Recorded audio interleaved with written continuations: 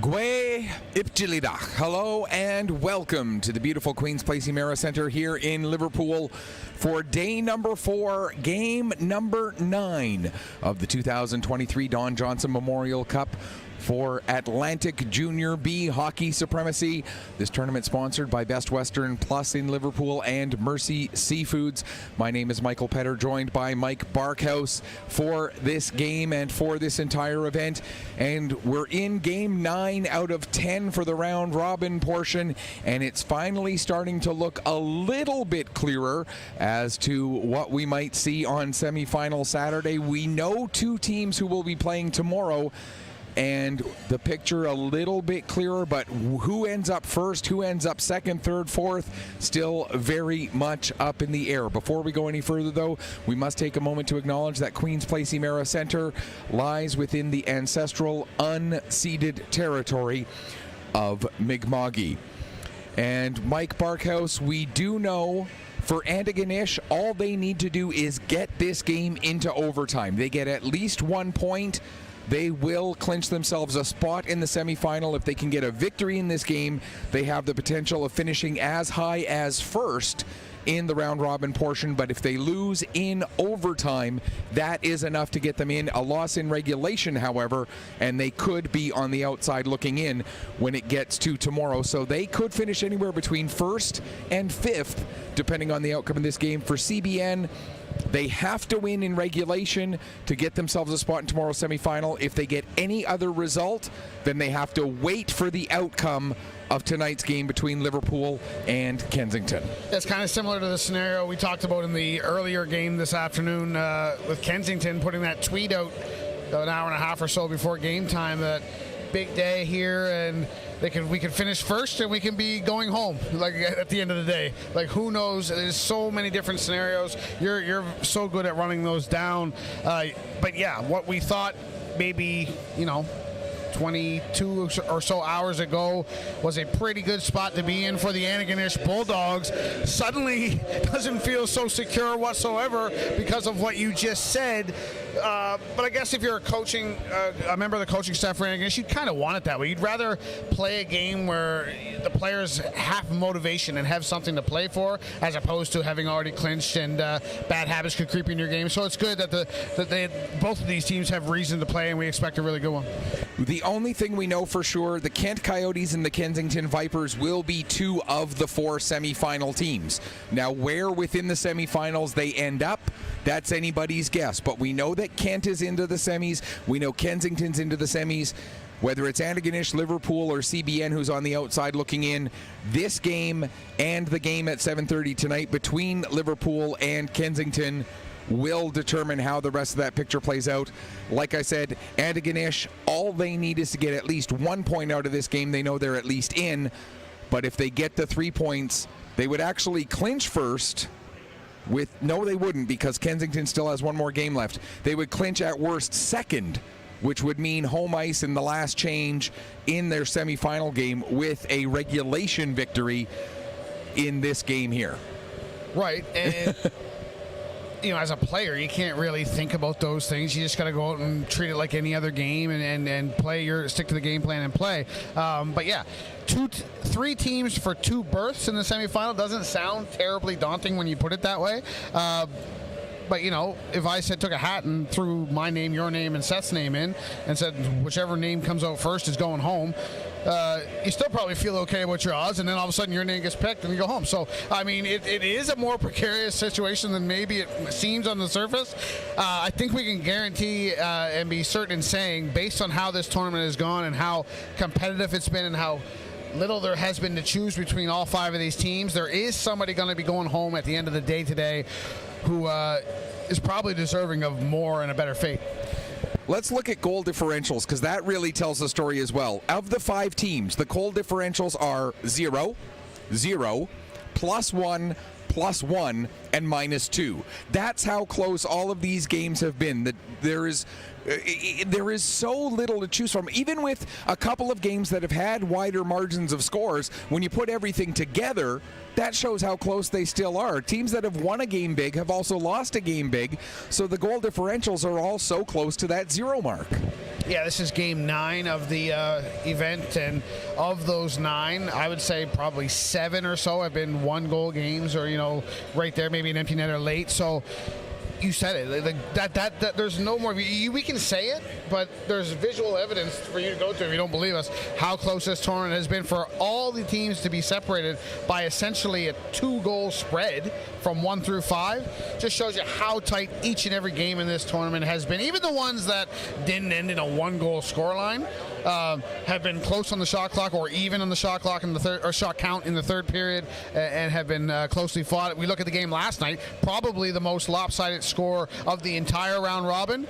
But as I said numerous times during that broadcast, CBN played well enough to win that game, just had no luck. That was like your 1 game out of 100 where it doesn't matter what you do, it's not going your way, it's not your night, and that turned out to be the most lopsided score, 7-2. So take that right out of the equation, or take all the bad luck that went against CBN last night, and that would have been a 1-goal game in all likelihood, and it would have been even more close. So just insanely close, this tournament, and we expected good hockey, we expected close and a lot of drama, but I'm not sure even we expected at game 9 to be having these conversations about how close and tight this is. You mentioned CBN last night with absolutely no puck luck going their way. Does that play into their brains a little bit? And I know I'm always talking about psychology, but does that play into their brains a little bit coming into this game where it is really a must-win game for them? It could. I mean, it's a valid question. I mean, we can sit here all day and say, well, it shouldn't because of this, but these are, as you mentioned, these are 18 to 21-year-old kids, and they don't always think like you and I think, or an adult in the room. So it's a very valid question, and it could possibly creep into the back of their minds. I know the coaching staff for CBN probably is sharing our thoughts, that they just know that it was not in the cards for them to win that hockey game last night, no matter what they did. But if they play the exact way that they played last night, I can guarantee you the scoreline, maybe if it doesn't even go in their favor, it'll be a much closer game. Let's talk about one of the key matchups of this game, which is the two guys who are going to stand 200 feet apart throughout the course of the entire afternoon, that being Adam Catch and Riley Pettin. No surprise that either of these guys get the starts. Catch is the only goalie who has played every minute for his team so far, and Riley Pettin has made himself a clear number 1 for the CBN Stars. I said no surprise, but I'm going to ask you the question. Is there any thought in your mind at any point where either of those two guys were not going to get the game today? No, none. 0. Absolutely not. Catch, again, player of the game. Was he playing? No, he wasn't playing the game. We thought he should have been, and then Fitzsimmons gave him the player of the game award unofficially. Last night. Yeah. So, yeah, there's that. Catch has been outstanding, but again, he may not be the goaltender of the tournament, and as good as he's been, that shows you how good the quality of goaltending across this event has been. Pettin, again, no undisputed number 1 goaltender for CBN. Logan Miles got the start last night in their second game of the day, was pulled after the first period. You remember he was upset on the bench between periods, came out with all eyes on him, and was clearly demonstrably unhappy. Ended up going back in for the third after Pettin allowed a couple goals in the second to give Pettin a little bit of a rest, but it's the Riley Pettin show and the Adam Catch show the rest of the way. There's no question about it. They're going to go as far as those guys take them. Let's take a look at a little closer look at the numbers for those two guys. For Adam Catch, as mentioned, he has carried the load every single minute that the Antigonish Bulldogs have played. A 2-1 record, a 3.24 goals against average, a .915 save percentage.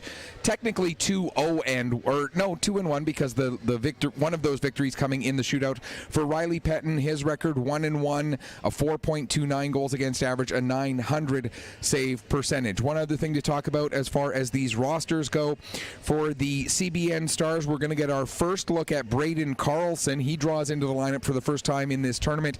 He draws in, also drawing into the lineup as well is Cameron Loans. He doesn't draw in. He played in the game last night. One other player who didn't play last night but draws in is, I'm drawing a blank now, but it's Ethan Smith and Aaron Boone who draw out of the lineup for the CBN Stars. For the Bulldogs, Ethan Tulin and Tyler Cross come back into the lineup after not playing in yesterday's game. Brody McDonald and Brody McPherson are the two players for the Bulldogs who will not be dressed. So there is your lineup rundown. And as we await the teams to come out onto the ice, we should mention as well the Antigonish Bulldogs are the road team for this game. So the CBN Stars will be in their home whites. They will have the last change, and they will defend the net to your broadcast right for the first and third periods. The Bulldogs defending the net to your broadcast left in their road black jerseys. We should also mention as well Best Western Plus from Liverpool and Mercy Seafoods, the two main sponsors of this tournament. Huge shout out to both of those organizations for all the work that they have done in helping to make this event happen. And we mentioned it in the game earlier today, but just in case anybody who was not watching that game earlier today needs to hear this, because we need to say it. The organizing committee, the volunteers have been treating us like gold. It's always wonderful to come in and work a tournament like this, and especially when you've got the host committee and the host volunteer group who let you walk around like you're royalty. It really does feel so great the way they've been treating us. The hospitality room, all of the staff have been so fantastic. Yeah, absolutely. Right from the minute we arrived, they were very accommodating and helping us with whatever we need to get set up. But I can't get a bowl of soup to save my life. They've had the chicken noodle soup, I think, going in there every day in the hospitality room, and try as I might, I've never timed it right. I've got there every day just as they had to start a new pot, and it takes apparently close to an hour to make, and there's been none left. So if anyone's got us on a tablet or anything over there, for God's sake, save me a bowl of soup. My throat's taking a beating this week. Yeah, although I will say, hey, they've been great about making sure we've got plenty of bottles of water, so we got that part covered. Yeah, don't take that as a complaint. That's not what that was. Everything's been fantastic. I'm going to throw this question at you, and we didn't talk about it beforehand, so hopefully it's not too big of a curveball. Who are the guys that you are going to be really watching in this game? We've had a chance to see these teams now quite a bit. Who do you think are going to be the key factors in this game for each team? Oh, I think it's the usual suspects. I said it yesterday, and nothing's changed in my mind. Apart from Riley Pettin for CBN, this team will go as far as Luke Ackerman, Kyle Pettin, and Dawson Crane and Corey Parsons. Take them. Those guys are leaders, especially Pettin and Ackerman up front. As they go, so do the Stars. They're so important to any success they're going to have. For Antigonish, I'll answer it with, it's a guy that coming into this tournament we probably wouldn't have guessed would be the answer to this question. Zach Lorette, the first-year junior player out of the Halifax Max Under-18 program, becoming a star before our very eyes at the junior level, leading scorer for the Bulldogs in this event with 5 points in 3 games. Already got a Player of the Game award. He has grown into the tournament and got better with each and every game. He's becoming a force, and I think he's just going to continue to get better with each game. I'm going to throw one other name at you for the Antigonish Bulldogs. He's been relatively quiet, only 2 assists in the first 3 games. Another guy, a guy who's got some big Junior A experience, Sam Grant. Yeah, you said everything I could say. They need to get him going. And now, O Canada.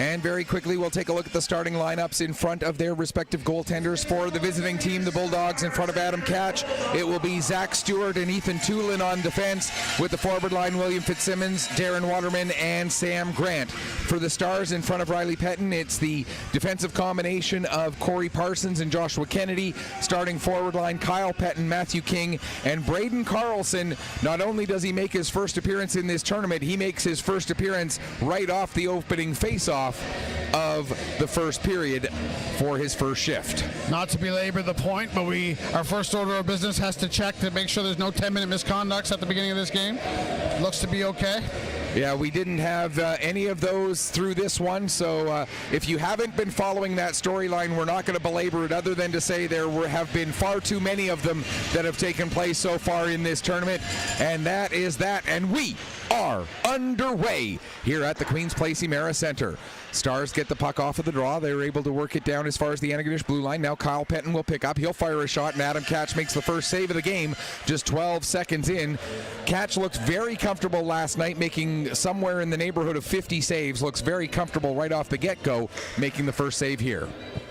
Yeah, and we looked at we've talked about the storyline, and we looked at it. Cody McEachern was the goaltender for the Antigonish Bulldogs for most of the year. One of the top goaltenders in the Atlantic provinces. Led them to the Nova Scotia League title. Not here with the Bulldogs this week. And now I'm starting to hear it's not an injury. So other commitments is what I'm hearing. So big loss, but again, as we've also said numerous times, to have a guy the caliber of Adam Catch to be able to step in is a luxury. And whenever I hear other commitments from referring to a junior B hockey player in Antigonish, the first thought that comes to my mind is it is getting pretty close to exam week over at St. FX, and so that possibly the scenario. Here's Fitzsimmons with the puck now. He'll bring it in across the line. And again, that's pure speculation on my part, just based on the fact that it's junior B and it's Antigonish. And with St. FX campus right there, that's possibly what's going on with him. Puck comes up the boards. Stepping in to get to it there was Fleming. He tried to get it back down into the corner. It went off a skate. Now Marshall at the line. He can't hold it in. Marshall will come back out. He'll play it back in across the line. McGrath has to come out and touch up. That gives the Stars a chance to work the puck up the boards. Whalen gets to it.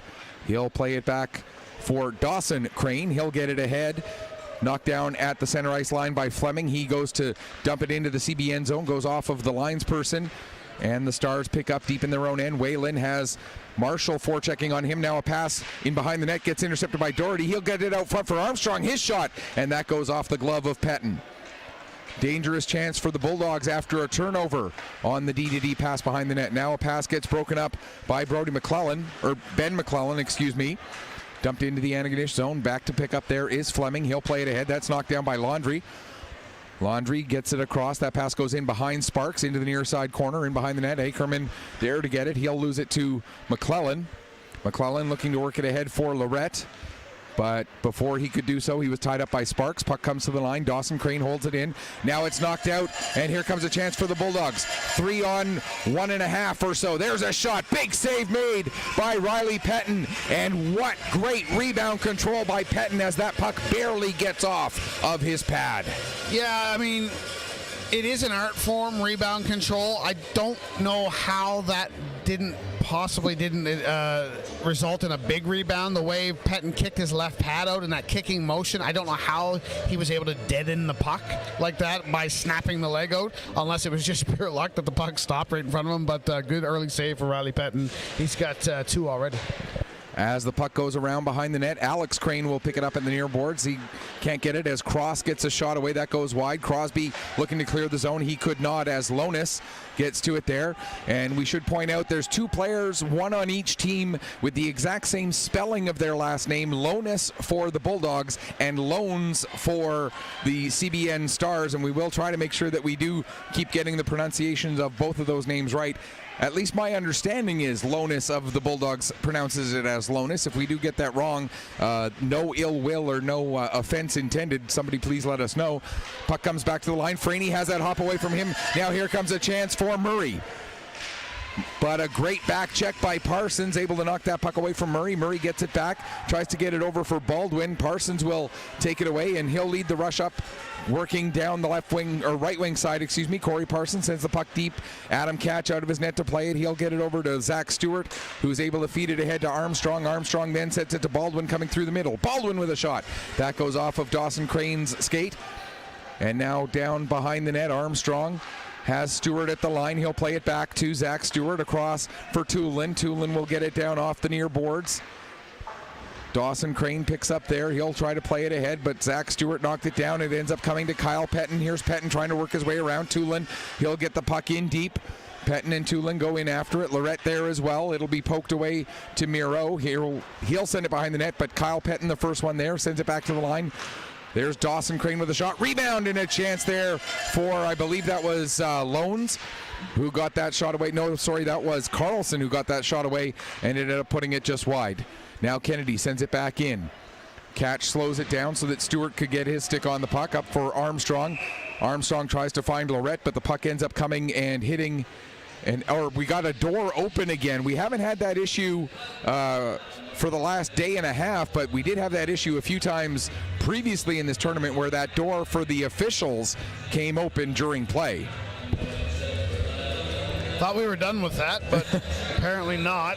Again, you just don't like to see it because you know how dangerous it can be. And as we talked about earlier in the tournament, we've seen fairly recently an injury, a significant injury due to an event just like that. So hopefully that's the last time we talk about that door coming open. As this is a beautiful facility, but there are a few quirks to it. There are some places where there are odd bounces, and there are places where doors just don't want to stay closed for whatever reason. Waterman now battling with Kennedy. In there to help out is Sam Grant, the captain of the Antigonish Bulldogs. Grant, one of those players with Junior A experience. He'll take it out of the corner, play it back to the line for Fleming. Fleming with the shot. Grant, the deflection, and a nice save made there by Riley Pettin. Puck comes back up the boards. It'll be picked up by Laundrie. He'll try to set it ahead for Ackerman. That hops over his stick. And winning the race to the puck, Fleming, he plays it up the near wall. Sparks is the first one to it for the Stars. Tries to center it. Cleared away by McLennan, but it ends up with Ackerman. He'll get it back to the line for Dawson Crane. His shot blocked by Grant. And that will allow McClellan to play it back up to Grant. Grant in to the line, loses it there.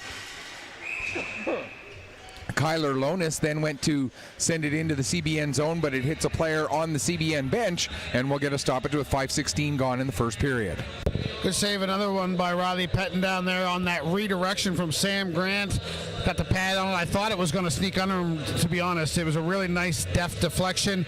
Like what I see from Sam Grant here in the early going. We talked about he's a guy that Antigonish needs to get going if they're going to be successful. I like what I see so far. He's engaged. As the puck is dumped into the Antigonish zone, getting to it behind the net is Lonis. He'll play it around to McGrath. McGrath can't get by Kyle Pettin. Lonis gets back onto it again, and now it's flipped out to center ice. Back to pick up is Whalen. He'll play it off the wall for Ackerman, that's Kyle Pettin. I get a little bit confused because when the CBN Stars are wearing their blue jerseys, the C is being worn by Ackerman. So when I see the C, Ackerman's name is the one that pops into my head. But in their white jerseys, which this is the second time we're seeing these for the CBN Stars, it's Kyle Pettin wearing the C. Yeah, and there's Pettin now, and then Pettin's going to get a penalty here. They're going to call that. He dumps McGrath right there before the puck drop, and referee Bryson McDonald right away says enough is enough. You're going to the box. And so now the Antigonish Bulldogs get to go to the power play for the first time in this game, coming at 5:39 of the first period. The Bulldogs so far in the tournament 1 for 11 with the man advantage. That's a 9.1% efficiency. The penalty kill of the CBN Stars, they've killed off 13 of 16 penalties. That's 81.3% penalty kill efficiency for the CBN Stars. And not what you want to see if you're a coaching staff member of the CBN Stars or a fan. Again, penalties, before puck drop of a faceoff, just there's no way that you can make a case that that's a justified penalty or necessary. And especially when you're the guy wearing the C, that's the kind of penalty that you cannot take for your team if you're going to be in a leadership role. Here's Waterman with the puck now. Avoids a hit from Parsons, gets in across the line, drops the puck off to Fitzsimmons. Fitzsimmons skating through the top of the zone, gets it down low for Grant. There's a nice save by Pettin. Puck is still loose, they score! And it looks like it is Sam Grant getting his first goal of the tournament to break that goose egg for him. It'll be his third point, but his first goal. And the Chichi Rodriguez for Grant as he slides his stick down. That's got to be a big monkey off of his back to get his first goal of the tournament at 6:12 of the first period. It's a painful lesson for Kyle Pettin here, as that unsportsmanlike conduct penalty that he took didn't take very long for the Bulldogs to capitalize off the first face-off of the power play. Puck is to the net. Pettin makes the save, can't cover it up. They whacked away at it. Net did come off, but the puck crossed the line. It doesn't have to come across the line before the net comes off anymore. Either way, that was a goal all the way. Sam Grant, he's a guy that we said that we keyed on that had to be better, and I liked what I saw from early, and here he is scoring early. And now here's a chance for Lorette, and what a goal by Zach Lorette. You mentioned him off the top as one of the key contributors for the Antigonish Bulldogs, and there you have it. 2 goals coming 15 seconds apart, and just like that, we didn't even have a chance to get the one put on the board on our machine here before it becomes 2. It's now 2-0 for the Antigonish Bulldogs, and they get themselves a nice little cushion here in the early going. How smooth was that move by Zach Lorette, showing the good hands, going to the backhand, sliding it calmly underneath of Pettin and in, and his awakening, his emergence in this tournament continues. He has been the best forward for Antigonish in this tournament, and he's just getting better and better.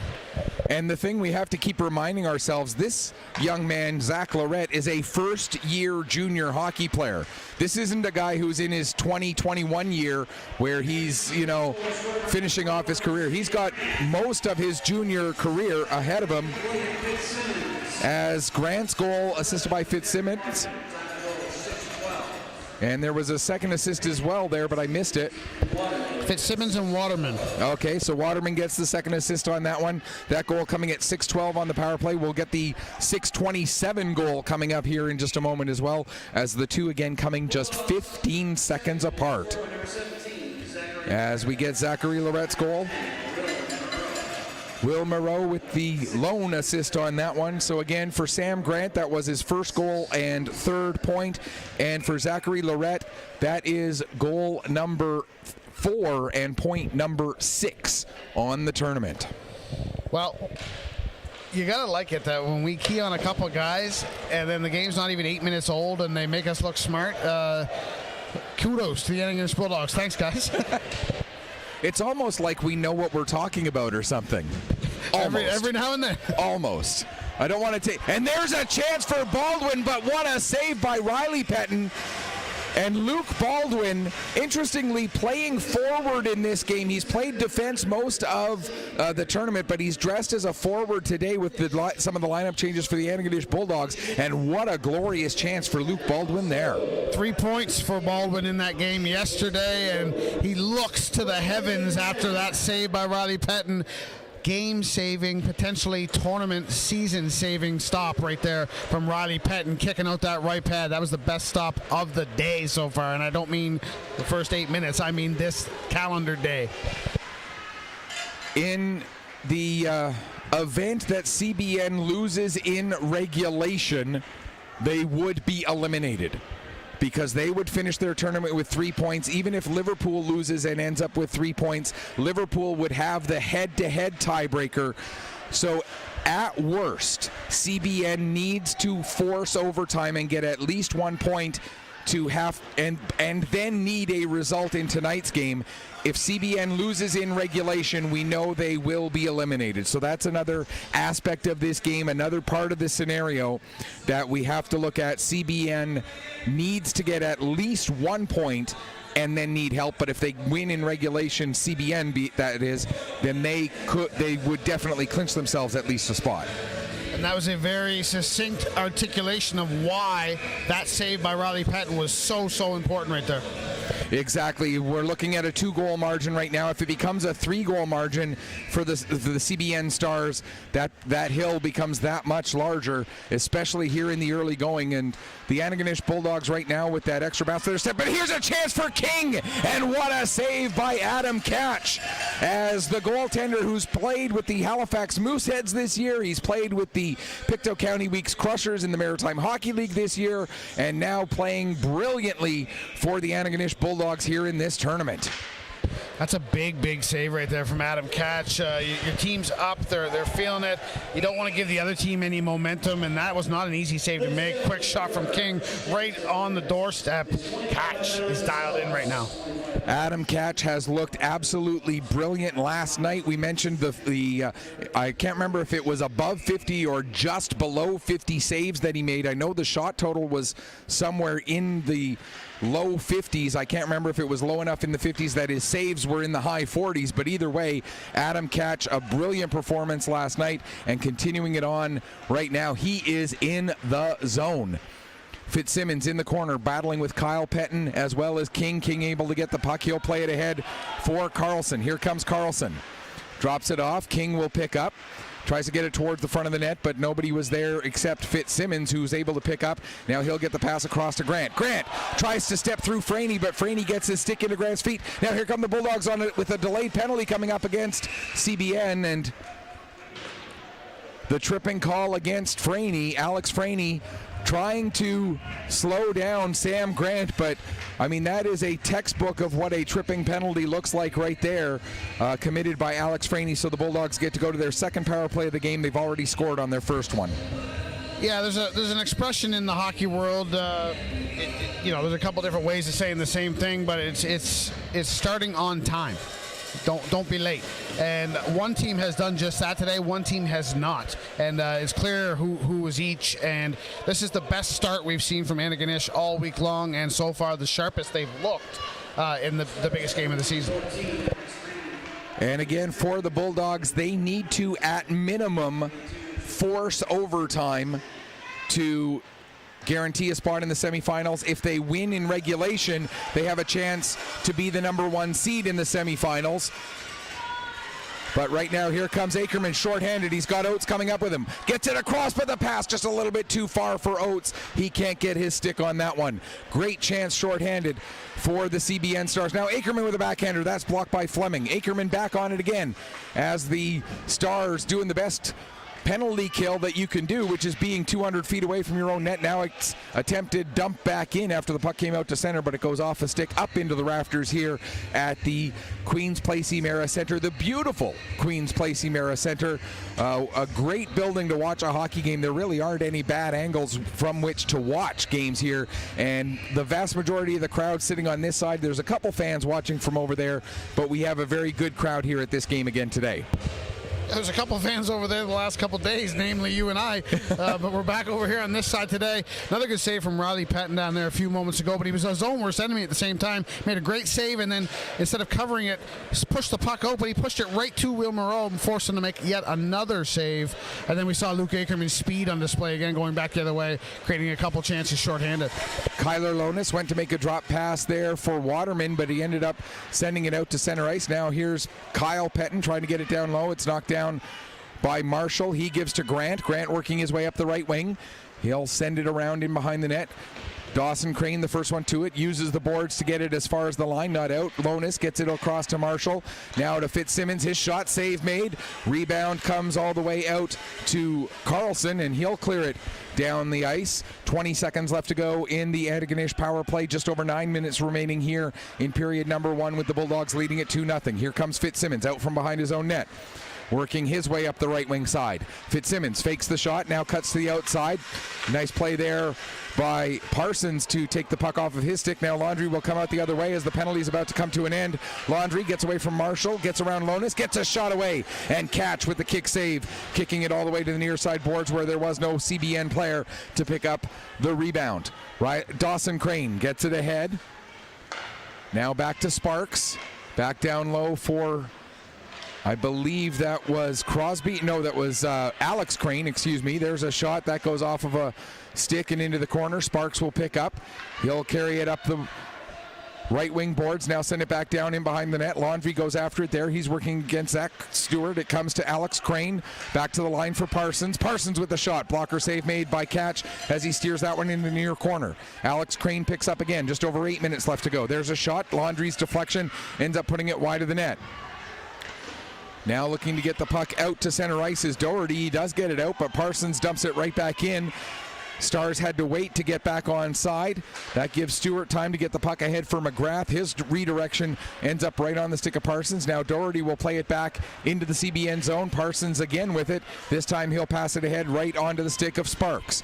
Sparks cutting to the outside against Tulin. Gets taken into the boards by Tulin. Puck comes loose. Lorette picks up there, but he has it taken from him by Alex Crane. Pass back to the line intended for Kennedy. Kennedy not able to handle it. And now here comes a race. Munro will get to the puck, but it's going to be a penalty for head contact against the Antigonish Bulldogs. And we'll get the first power play for the CBN Stars on the game. Stars at this point in the tournament 3 for 14 with the man advantage. That's 21.4%. The Bulldogs penalty kill. They've killed 7 of 9. Make your own Star Trek Voyagers joke there, as their penalty kill 77.8% efficiency with 7:26 left to go in the first period. Ethan Tulin, the penalized player for the Bulldogs. Blow to the head or head contact. Take your pick. 4 minutes as well. Double minor here for Ethan Tulin. So big opportunity here for the CBN Stars to get themselves back in this game. And now it's 5 on 3.5 as Marshall's stick broke. The blade of the stick coming completely off as my pen goes flying. So I'll have to stop and pick that up at a later point. Here's Riley Crane Dawson Crane. First time I did that in this game. Dawson Crane with the puck. We need a jar that you have to put quarter in every time. I'd be broke. I'd be broke way too fast. Here's Marshall now with a new stick, launching the puck down the length of the ice. It comes off the inboards. Riley Pettin there to pick up. He'll play it ahead. Kyle Pettin sends it back. Now it's stolen from Carlson. Here's a chance for McGrath. He shoots and scores! A short-handed goal for Logan McGrath, and it's now 3-0.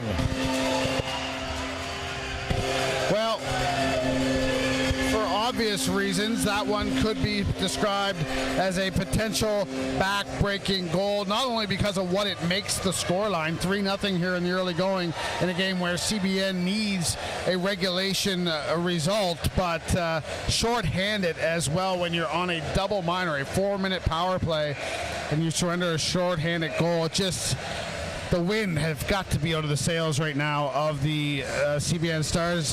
Thought a timeout might possibly be a good choice. They're not going to like to use it, but again, 6:38 to go in the first. You're down 3. Logan McGrath has his first of the event. And it's worth mentioning again, if the CBN Stars lose in regulation, they will be eliminated.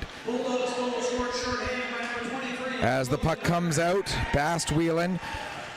For Logan McGrath, that is his first goal, second point of the tournament. He did come in with an assist on one of the Bulldogs' goals in one of their earlier games. The short-handed goal making it 3-0. Time of the goal, 13 minutes, 22 seconds. Puck cleared down the ice again. Back to get it will be Whalen. He'll take it out from behind the net. 2:33 to go in the double minor. Taken by Ethan Tulin. Here's King with it now. He'll work his way down. Back up the boards to Laundry. Laundry will give it to Whalen. Whalen returns to Laundry. Laundry now gives to Sparks. Back to Laundry again. Over for Dawson Crane. Crane sends it into the far corner.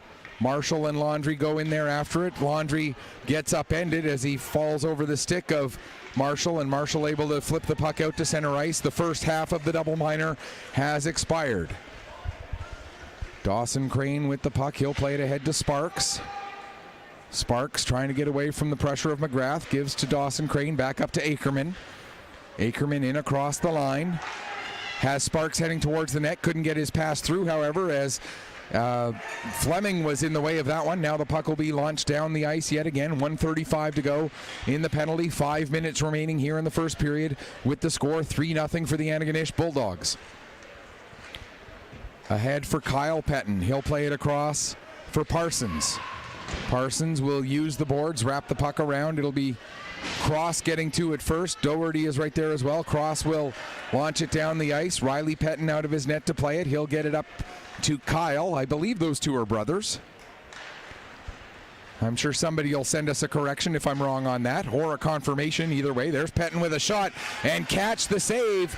And Adam Catch still looking very dialed in. 9 saves on 9 shots through the first 15.5 minutes. And looking at that shot count, it's just so strange how things work out. So we said in the open, CBN played well enough to win that game last night. Shots were basically even and everything else. You look at the shot count right now, 10-9 in favor of CBN. But unlike last night, one team has been noticeably better than the other in this one, kind of the opposite of last night. So CBN needs to get back in this somehow. They need to find that spark that we often talk about. Speaking of which, Sparks makes the pass to Dawson Crane, but Crane can't get his shot through the traffic. Now here comes a chance for Sam Grant coming in shorthanded. Grant has Marshall following him up. Marshall tries a wraparound, and a huge save by Riley Pettin.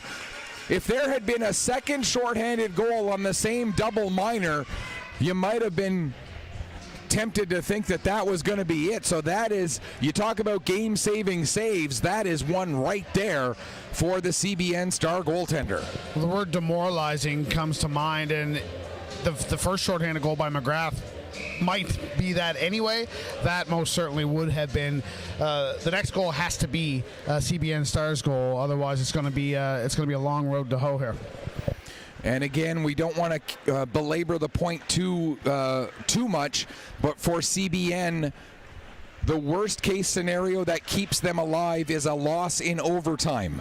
A loss in regulation, their tournament is done. A loss in overtime, they still would have a chance.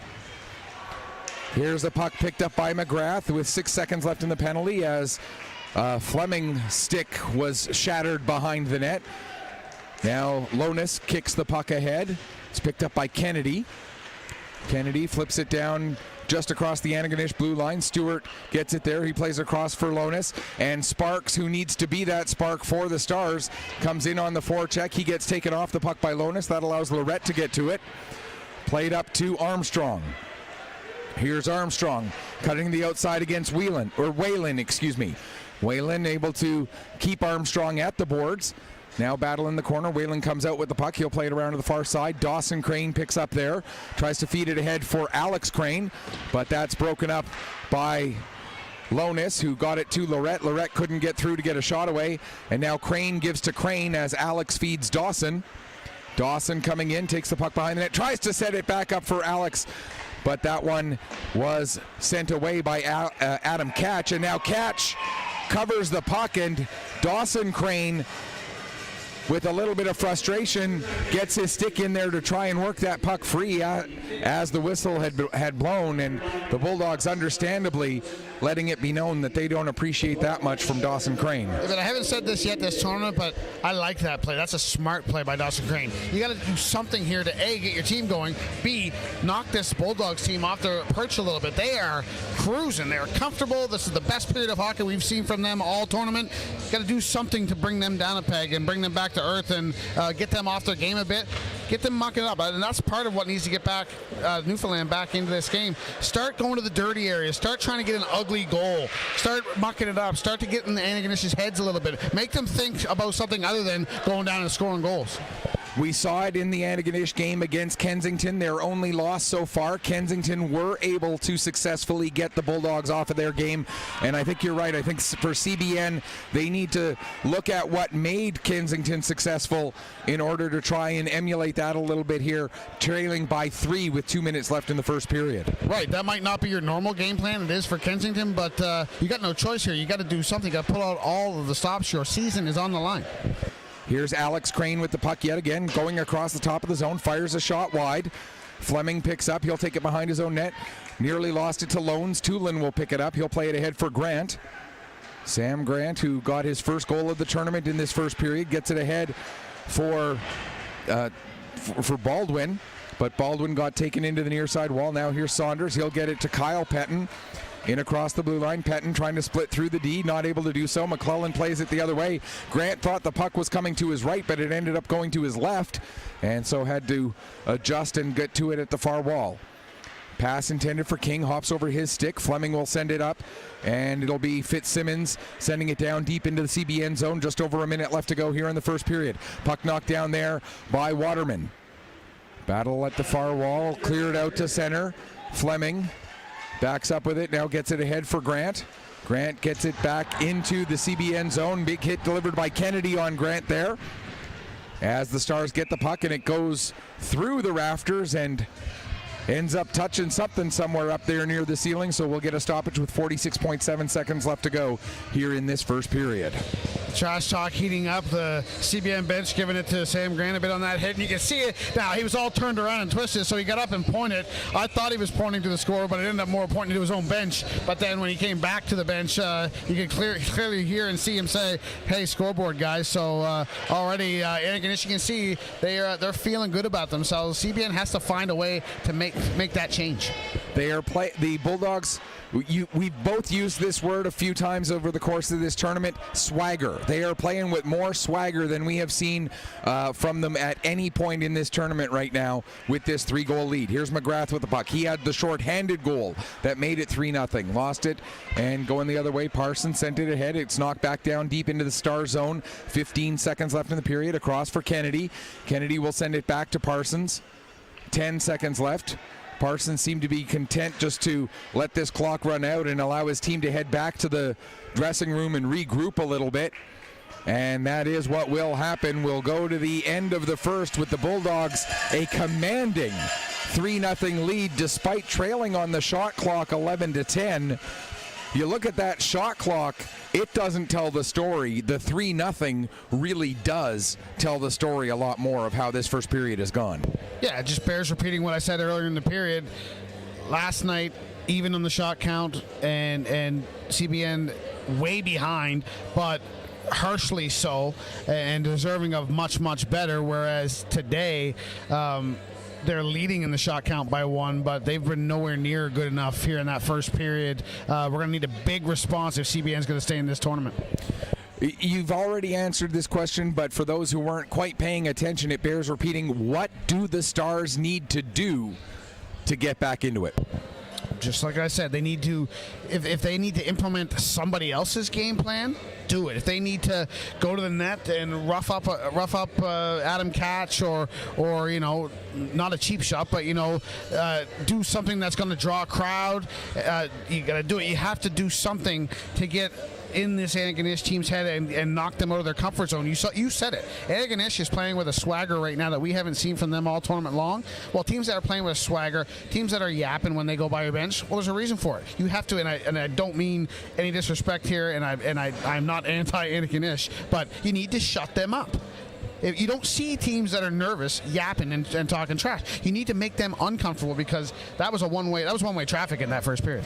It really was, and if you're Antigonish, obviously there's nothing you've got to do to adjust right now. The adjustments are keep doing what you're doing, because things are going as well as you could hope for. A 3-0 lead after the opening 20 minutes for the Nova Scotia champions, the Antigonish Bulldogs, over the champions of the St. John's Junior Hockey League, the CBN Junior Stars. We're going to take a break. We'll come back, get you ready for the start of the second period in just a few minutes. It is Bulldogs 3, Stars 0. You are watching the 2023 Don Johnson Memorial Cup from Queen's Place Emera Centre in Liverpool, here on Atlantic Hockey Online through AO Live.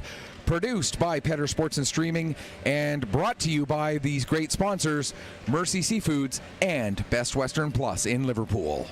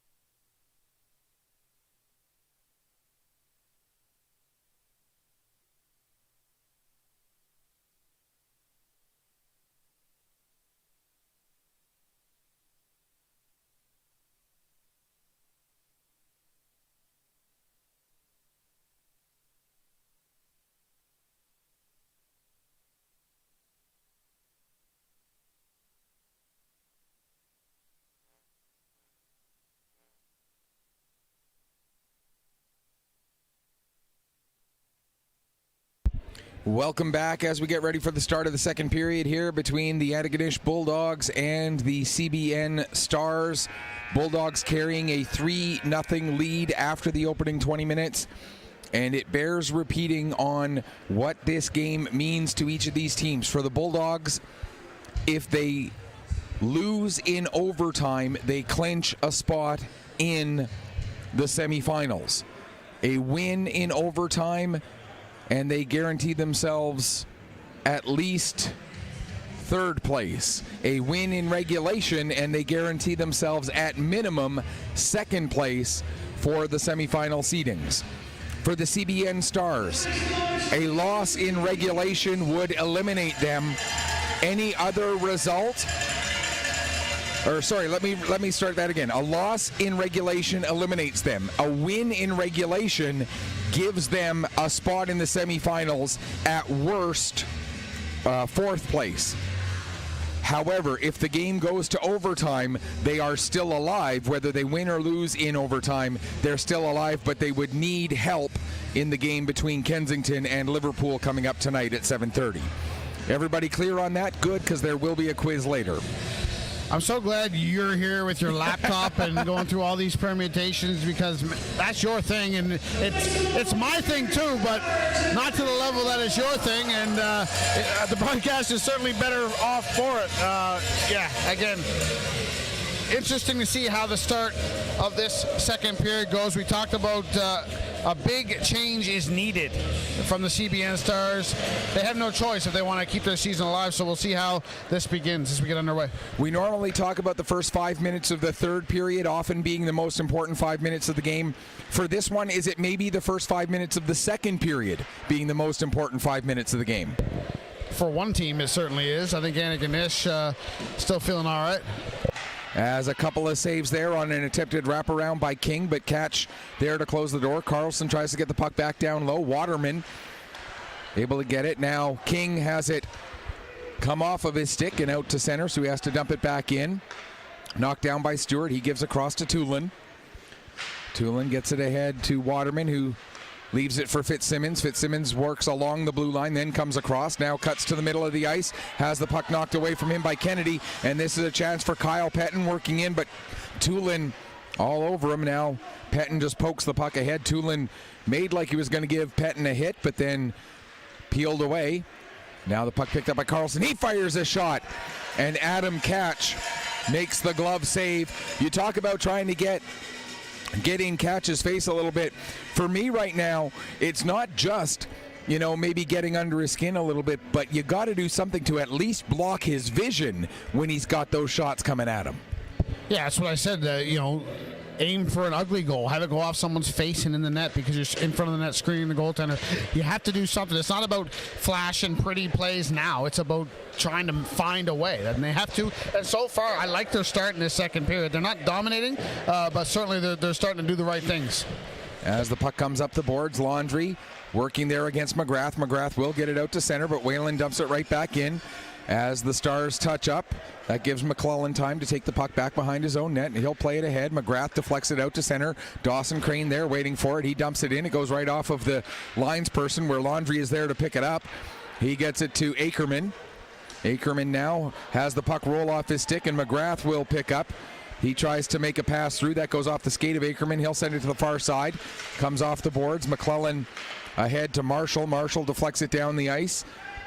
And that will be an icing, as Marshall was on his own side of center when he touched the puck.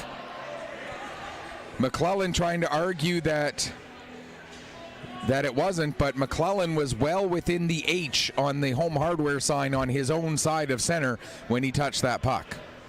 Yeah, I was checking out the Nanaimo bar in front of us, so I missed it. My stomach's growling a little bit. Face-off coming to the right of Adam Cash. Just about 2 minutes gone in this second period. Priorities understandable, absolutely. But if my wife is watching, no Nanaimo bars have gone anywhere near my mouth at any point during this week, and I say that with 100% honesty. Can't say the same about Timbits, but Nanaimo bars, I haven't done any bad thoughts there. Kind of eavesdropping a bit. I don't think the gentleman with the Nanaimo bar is too fond of it, but it looks all right from where I sit. It's a Nanaimo bar. How bad can it be? Here's Akerman with the puck now. It's not a butter tart, though. If it was a butter tart, that'd be it. I'd be gone. Here's Ackerman behind the net.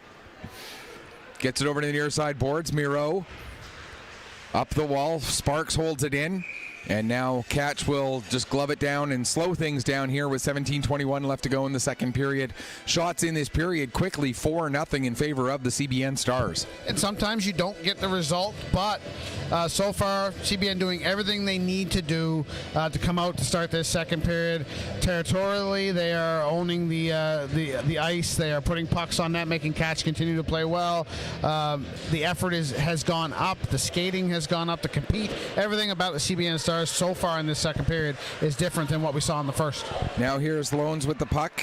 He tries to play it off of, or play it across for Crosby, but it ends up, and now Crosby's going to get a hooking penalty as he had his stick right in the midsection of Miro. And Miro putting his hands up like he was not sure if he was being called or not. He might be. Maybe he's getting an embellishment? He's getting holding the stick. So it's a hook and a holding the stick. So it's coincidental penalties coming at 2:54 of the second period. And that likely will be argued by both teams, really. But, I mean, it's you can see the stick in between the arm and the body of Miro.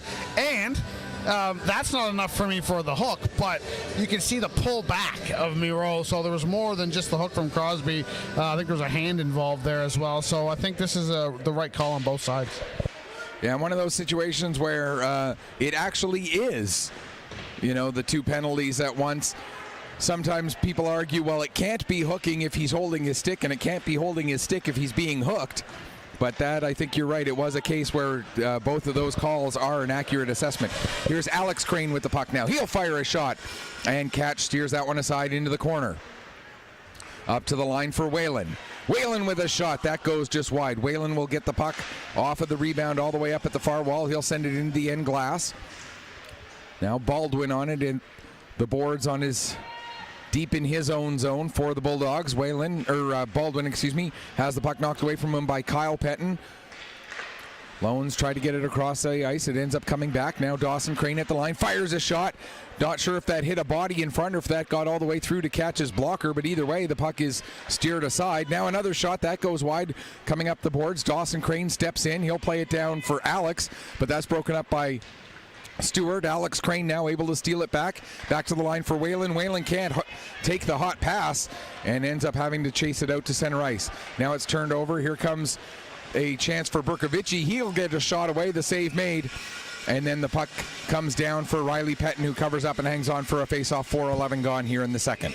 First real test of the second period for Riley Pettin, and he passes it. And again, as a former goaltender, when sometimes you have that long period of inactivity where the play is down at the other end, sometimes you can kind of tighten up a little bit, especially the amount of hockey Riley Pettin's played in the last few days. But he looks sharp there on that save. Puck goes down into the corner. Ackerman now will start to work it out. He'll get it ahead for Saunders. Saunders dumps it down into the near side corner. Deering going after it, but Tulin gets there ahead of him. Tulin gets it ahead to Waterman. Waterman trying to work his way past his man, but he gets tied up. Now the scrum. Puck works free to Fitzsimmons. Fitzsimmons looking to get it ahead to Waterman, but Ackerman knocks that down. It's sent back to Stewart. Stewart will flip it high in the air down the ice. And Parsons back to get it for the Stars, nearing 5 minutes gone in this second period. Across to Kennedy. Kennedy up the boards for Saunders. Saunders able to get around Stewart, but not able to get around Waterman. Coming over to help out, though, for the Stars is Deering. Deering takes it behind the net, trying to get away from the pressure of Stewart. Finds Kennedy at the wall. Now Parsons high up along the blue line. Fires a shot. Ackerman may have got a piece of that, but it ended up going wide. Now Ackerman back on it again. Loses it to Tulin. Puck comes loose to Grant. He'll send it down the ice. And this will be an icing with 5:22 gone here in the second period. Still, the majority of the play in this second period in the Antigonish zone. You can even see the ice. It looks a little cleaner to our left than it does to our right. Adam Catch continuing to be solid in the Antigonish Bulldogs goal. Continuing to make his case in his campaign for goaltender of the tournament. But again, a lot of hockey yet to be played to decide that. You know, there really are 3 goalies in my mind that you could make a strong case for, and any one of those 3 would be a legitimate choice. 2 of them playing in this game, Adam Catch and Riley Pettin, and the third one being from the Kensington Vipers, that being Noah Visser.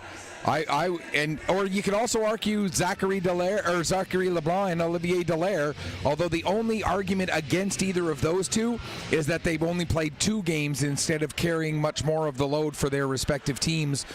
But really, those 3 guys that I talked about, Visser, Pettin, and Catch, I think you couldn't make a bad choice out of any of those 3. There's a shot, another blocker save made by Catch. Puck goes down into the corner. King going after it there. He can't get his stick on it. Now he's battling with McClellan as they tie up along the boards. Referee yelling at them to move it.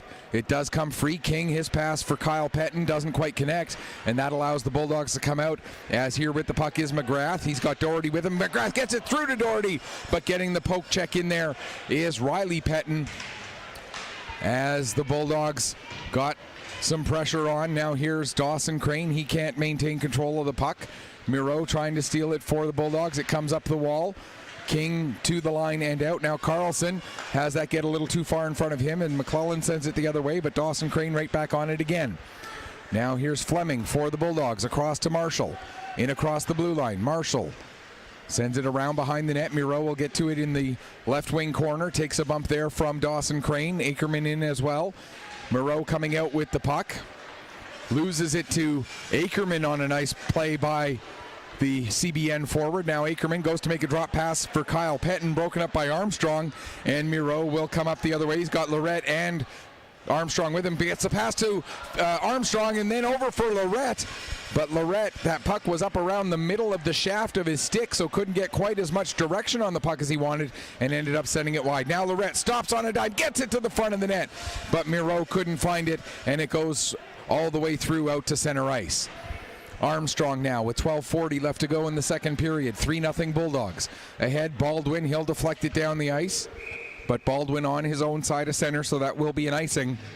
12:35 now left to go here in period 2. I can't help but continue to watch Zach Lorette, and if he wants to, I think there's a real compelling case that he might be in Junior A next year.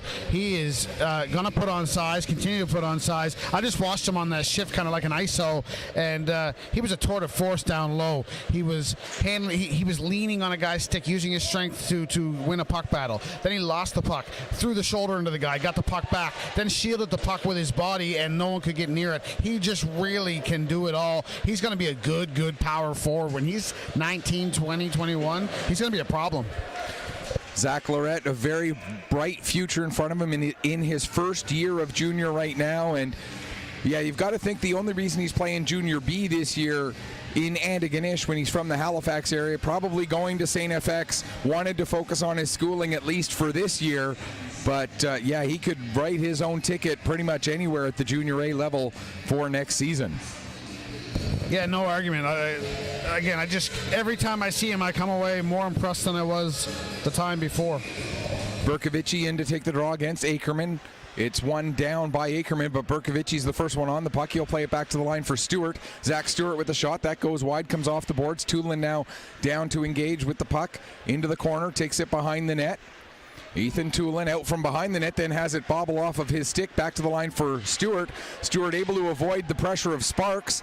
Now Kennedy gets it out to center, but Tulin there to find it. He'll get it back in across the line. Not much on that, though, and now Ackerman will send it down the ice. That's going to be an icing call with 11:44 left to go in this second period. Just looking at Zach's profile to see where his rights might belong. I got to think he's a Junior A draft pick. Yeah, Valley, 6th round in 2020, so that'd be a good get for Brandon Benedict and the Valley Wildcats if they can convince Mr. Lorette to come. Perhaps the biggest challenge might be convincing him to transfer from St. FX to Acadia. Well, they're in that same academic family of schools. The name is escaping me what they call it. It's like an Ivy League-esque type group of schools, that and Acadia and St. FX both belong to that. I'm sure it'll come to me tonight when I'm brushing my teeth or something and at a random time, but it might come to me before the game's over. But yeah, and I think that Valley team might be in the beginnings of a little bit of a retool, so I think Lorette would look good there. Lorette would be a big fit on that team. You're right, they are in a bit of a retool, bit of a rebuild. You know, anytime you're talking about junior hockey, and there's always that cycle of, you know, players aging out and new players coming up. Lorette would be a good fit with that franchise, certainly. Here's Grant with the puck now. He has it knocked away from him. Here, Fitzsimmons will get it up to Waterman. Waterman working down the right wing, stops. Now he takes a shot right from the face-off dot. And Riley Pettin makes the save and hangs on. And that's just the fifth save, that he's had to make in this period. Shots on goal, 6-5 in this period, 17-15 overall for the CBN Stars. After the good start to this second period for the Stars, things are starting to even out a little bit more. Antigonish has been better the last few minutes. CBN's going to up the intensity a bit here now and seize control of this period back. Alex Crane gets the puck out to center, but then Lonis was able to steal it from him. Now Crosby picks up. He'll get it to Alex Crane. Crane stepping in. Nice move to get around Cross, but McGrath comes back and knocks the puck away from the CBN forward. There's a shot from Kennedy. That goes wide. Parsons steps in, gets it down to the corner. Loans, has it go behind the net. It'll be picked up by Doherty. Doherty gets around Kennedy, fires, trying to go short side, but Riley Pettin closes that door. Kennedy now gets it ahead, and Kyler Lonis went to dump it back in, but it ended up right where Connor Doherty was, and therefore that'll be an offside against the Antigonish Bulldogs. 10:20 left to go here. Second period, still 3-0. Looking at Riley Pettin, a lot of those shots where teams try to go high on him, he kind of leaps or like extends to make himself taller, and for obvious reasons, but I think that might be a reason why he's playing junior B and not at a higher level. I think if he's kind of a shorter, stockier looking type goaltender. If he was taller, I think you might be seeing him a little at a next level up, if he wanted to, of course. Just that's one thing that you can clearly see teams think they can beat him high. As the old axiom goes, you can't coach size. As much as you might want to sometimes. In behind the net, puck comes loose. It'll be picked up over at the far wall by Armstrong. His pass goes off of Miro and down the ice. That's going to be another icing call. 10:18 gone here in period number 2. All of the scoring in this game coming back in the first period. Goals from Sam Grant, his first, Zach Lorette, his third, and Logan McGrath, his first of the tournament, all for the Antigonish Bulldogs.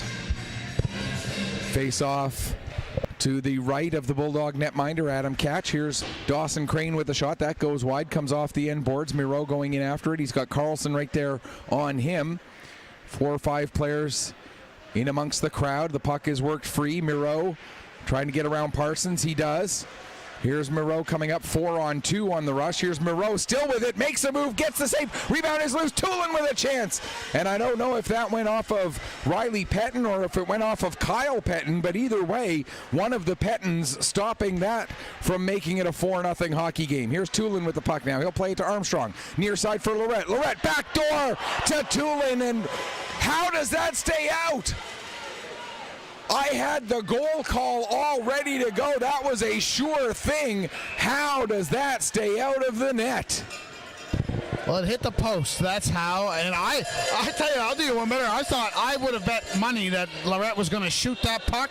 No, he fired a beautiful pass across to Ethan Tulin right on the tape. Tulin did everything right. He one-timed it. He slid it right along the ice. Beats Pettin off the inside of this near post to us, and out it came. Just a glorious chance, and CBN survives for now, but we're going to get a slashing penalty. I believe it's Carlson in the box, Braden Carlson, so they're going to have to kill this penalty now. Antigonish power play has not been their strong suit in this tournament. 1 for 2 today so far. They got 2 in the tournament, and we talked about their struggles. They were 0 for 11 or something like that to begin the tournament, and I remember before the game yesterday, I saw a group of players before warm-up down here in this corner to our left in the seating area with the coaching staff, and they were talking about something and looked like they were drawing something up, and I wonder, I haven't been able to confirm, but I wonder if they were actually talking about the power play and putting an emphasis on improving that. Yeah, it was they went 0 for 10. They scored on their 11th chance of the tournament. Their last opportunity yesterday was their first power play goal. 1 for 2 today, so that puts them at 2 for 13 overall, which unfortunately converting that to a percentage doesn't work quite as quickly in my head as some of the other ones do. There's a shot that's blocked by Kennedy. Puck gets to the line. Lonis able to hold it in. It's played down the boards. And now a clearing pass, and here's Cameron Lonis and his shot, and a big save by Adam Catch as the breakaway for the Stars, shorthanded. Now another chance, Ackerman coming in. He has it knocked off his stick. Lonis following up. He gets a shot away. That goes just wide. Now Fitzsimmons plays the puck into the corner, goes and retrieves it, gets it over to Marshall. Marshall sets it up there for Sam Grant as we've got some heavy hits in behind the play. Here's Marshall over to Grant. Grant trying to make his move around Riley Pettin, but as Pettin laid out to try and get on the puck, the net ended up getting dislodged, and meanwhile away from the play, we've got Ackerman and Fitzsimmons getting into it, and Sam Grant coming in there to make his presence felt as well. All of this with 53 seconds left to go in the penalty, 7:46 remaining in the period. Where do you start with that sequence? First of all, the breakaway. I don't know how Cameron Lones got behind the defense undetected like he did. You could hear the yelling from the bench saying, I think there was the CBN bench letting their D know to pass it up. He did. He went in all alone, tried to beat Catch blocker side. Catch wasn't having it, steered that aside. Then you had Ackerman and Fitzsimmons battling in front of the CBN bench. That battle continued all the way down the ice over to the far boards after the whistle. He had a great chance in front. Grant had an open net, but the net came off, whistle went. It's all happening here now. 53 seconds to go in this Antigonish power play. As Waterman going to have a chat with one of the officials. Now he's being told he has to stay on the ice. So one of the other Bulldogs will have to come off. And it looks like it's going to be Armstrong. So Waterman went to have a chat with the official, and the other referee saying, okay, that's a line change then. So Waterman, you got to stay out there on this power play. Now Waterman, as soon as the puck is dropped, will head towards the bench. We're going to get another penalty, though. This will be a hooking call, and it's going to go against the Bulldogs, Zach Lorette. So we'll play 49 seconds of 4-on-4, and then the Stars will get their second power play, or third power play technically, because their previous power play was technically two different opportunities, being the double minor for head contact. So that'll be their third of this game coming up after the 49 seconds of 4-on-4. So it is Zach Lorette going to the box. Didn't catch the infraction, but that might be the hooking, I guess. That might be the only negative to Zach Lorette's play today, is that he took a penalty there to negate the final 48 seconds of power play time for his club. As Parsons tries to get the puck down low, it went off of the leg of Marshall over to the far wall. Picked up by Kyle Pettin. He jets in front for Ackerman, but Ackerman on his backhand couldn't get a real good shot away. Now holding the puck in at the line is Dawson Crane, coming to the middle of the ice. Has it taken from him by Tulin. Now Parsons with it at the line for the CBN Stars. Plays it down to Ackerman. Ackerman coming off the wall, comes in, gets it off the far post as he beat Adam Catch, but put it off of the post, and it bounced out. Now coming back the other way, here comes Munro. Munro loses the puck at the CBN blue line. 8 seconds left in the 4-on-4 before we go to the power play for the CBN Stars. Here's Parsons carrying the puck in. Parsons coming towards the net. Backhand shot steered aside by Catch. Parsons and Stewart in behind the net. Parsons now tried to get it up high for Ackerman. That pass was deflected by Waterman. Now Dawson Crane with the shot. That's deflected. It goes up over the glass now to play. 1:01 left to go in the Bulldog penalty to Lorette for hooking. Well, Corey Parsons can take his customary place in front of the goal now with CBN on the power play. They almost got on the board there with Luke Ackerman down low, all alone in front of Catch. You can see from here, we had a perfect angle. Catch gave him that low blocker side. Ackerman took it, just couldn't beat the goalpost. Now Ackerman plays it back to Kyle Pettin. Return pass for Ackerman, cutting to the slot, fires a shot, that goes wide. Puck comes up the wall to Dawson Crane, down Ackerman. Now coming out from the corner, Sparks has the puck roll off his stick. It gets all the way to the line. Dawson Crane holds it in. Waterman going after it at the far wall, can't get it past Crane. Crane now goes far side with it. Sparks waits, now passes to Ackerman. Dawson Crane near side, takes the shot, Waterman the block, couldn't find it, and Dawson Crane picks up again. 18 seconds left in the power play. To Ackerman. Ackerman moves to get a shooting angle, gets one away, that ends up going off of Fleming. Went off of him somewhere up high. He's shaken up as he heads back towards the bench, and 4 seconds left in the penalty. And here come the Stars again, pass across for Sparks, but it hops over his stick just as the penalty comes to an end. Now Tulin wraps it around the board. Sparks knocked that down. Comes to the slot, and Kyle Pettin with a shot that goes wide. Puck hops over the stick of Ackerman. Out to center. It'll be picked up by Baldwin. Here comes Baldwin coming in. He fans on a shot. Following up is Lorette, who shoots and scores! Zach Lorette gets his second of the game, his fourth of the tournament. It is now 4-0. Second of the game for Zach Lorette, and he leaned into that one. And when I say top corner, I mean postage stamp top corner of the net. And that net moved when he leaned into that. That was a big man. That was not a 17-year-old slap shot. That was a big man pro-style shot. Second of the game, fourth of the tournament for Zachary Lorette. And now this is a mountain to climb for this CBN Stars team. And just to reiterate, the Stars need to get at least a point to have a chance at the semifinals. If they lose in regulation, then we will know that the Antigonish Bulldogs, Liverpool Privateers will join the Kent Coyotes and Kensington Vipers as the 4 semifinal teams. The seedings will then be determined by the last game of the day at 7:30. Lorette with the goal again, and Luke Baldwin with the, I believe that was the lone assist, was Baldwin? Yep. Okay, Baldwin. So again, Zachary Lorette, his second goal of the game, fourth goal of the tournament, and 7th point, assisted by Luke Baldwin. The goal coming at 14:36 of period number 2. Here's Kennedy with the puck now. He'll send it down low.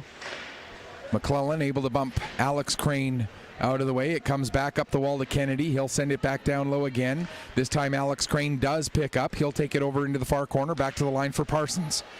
Parsons skates it along the blue line, fires a shot that hits a body in front, then a backhand shot that looked like it fooled out Adam Catch as he made the stick save, but did not look entirely sure of where that puck was going as it came to him. Now Alex Crane with a shot, he scores! And it's 4-1, and that goal could be a season saver for the CBN Stars off the stick of Alex Crane. That's Crane's second of the tournament.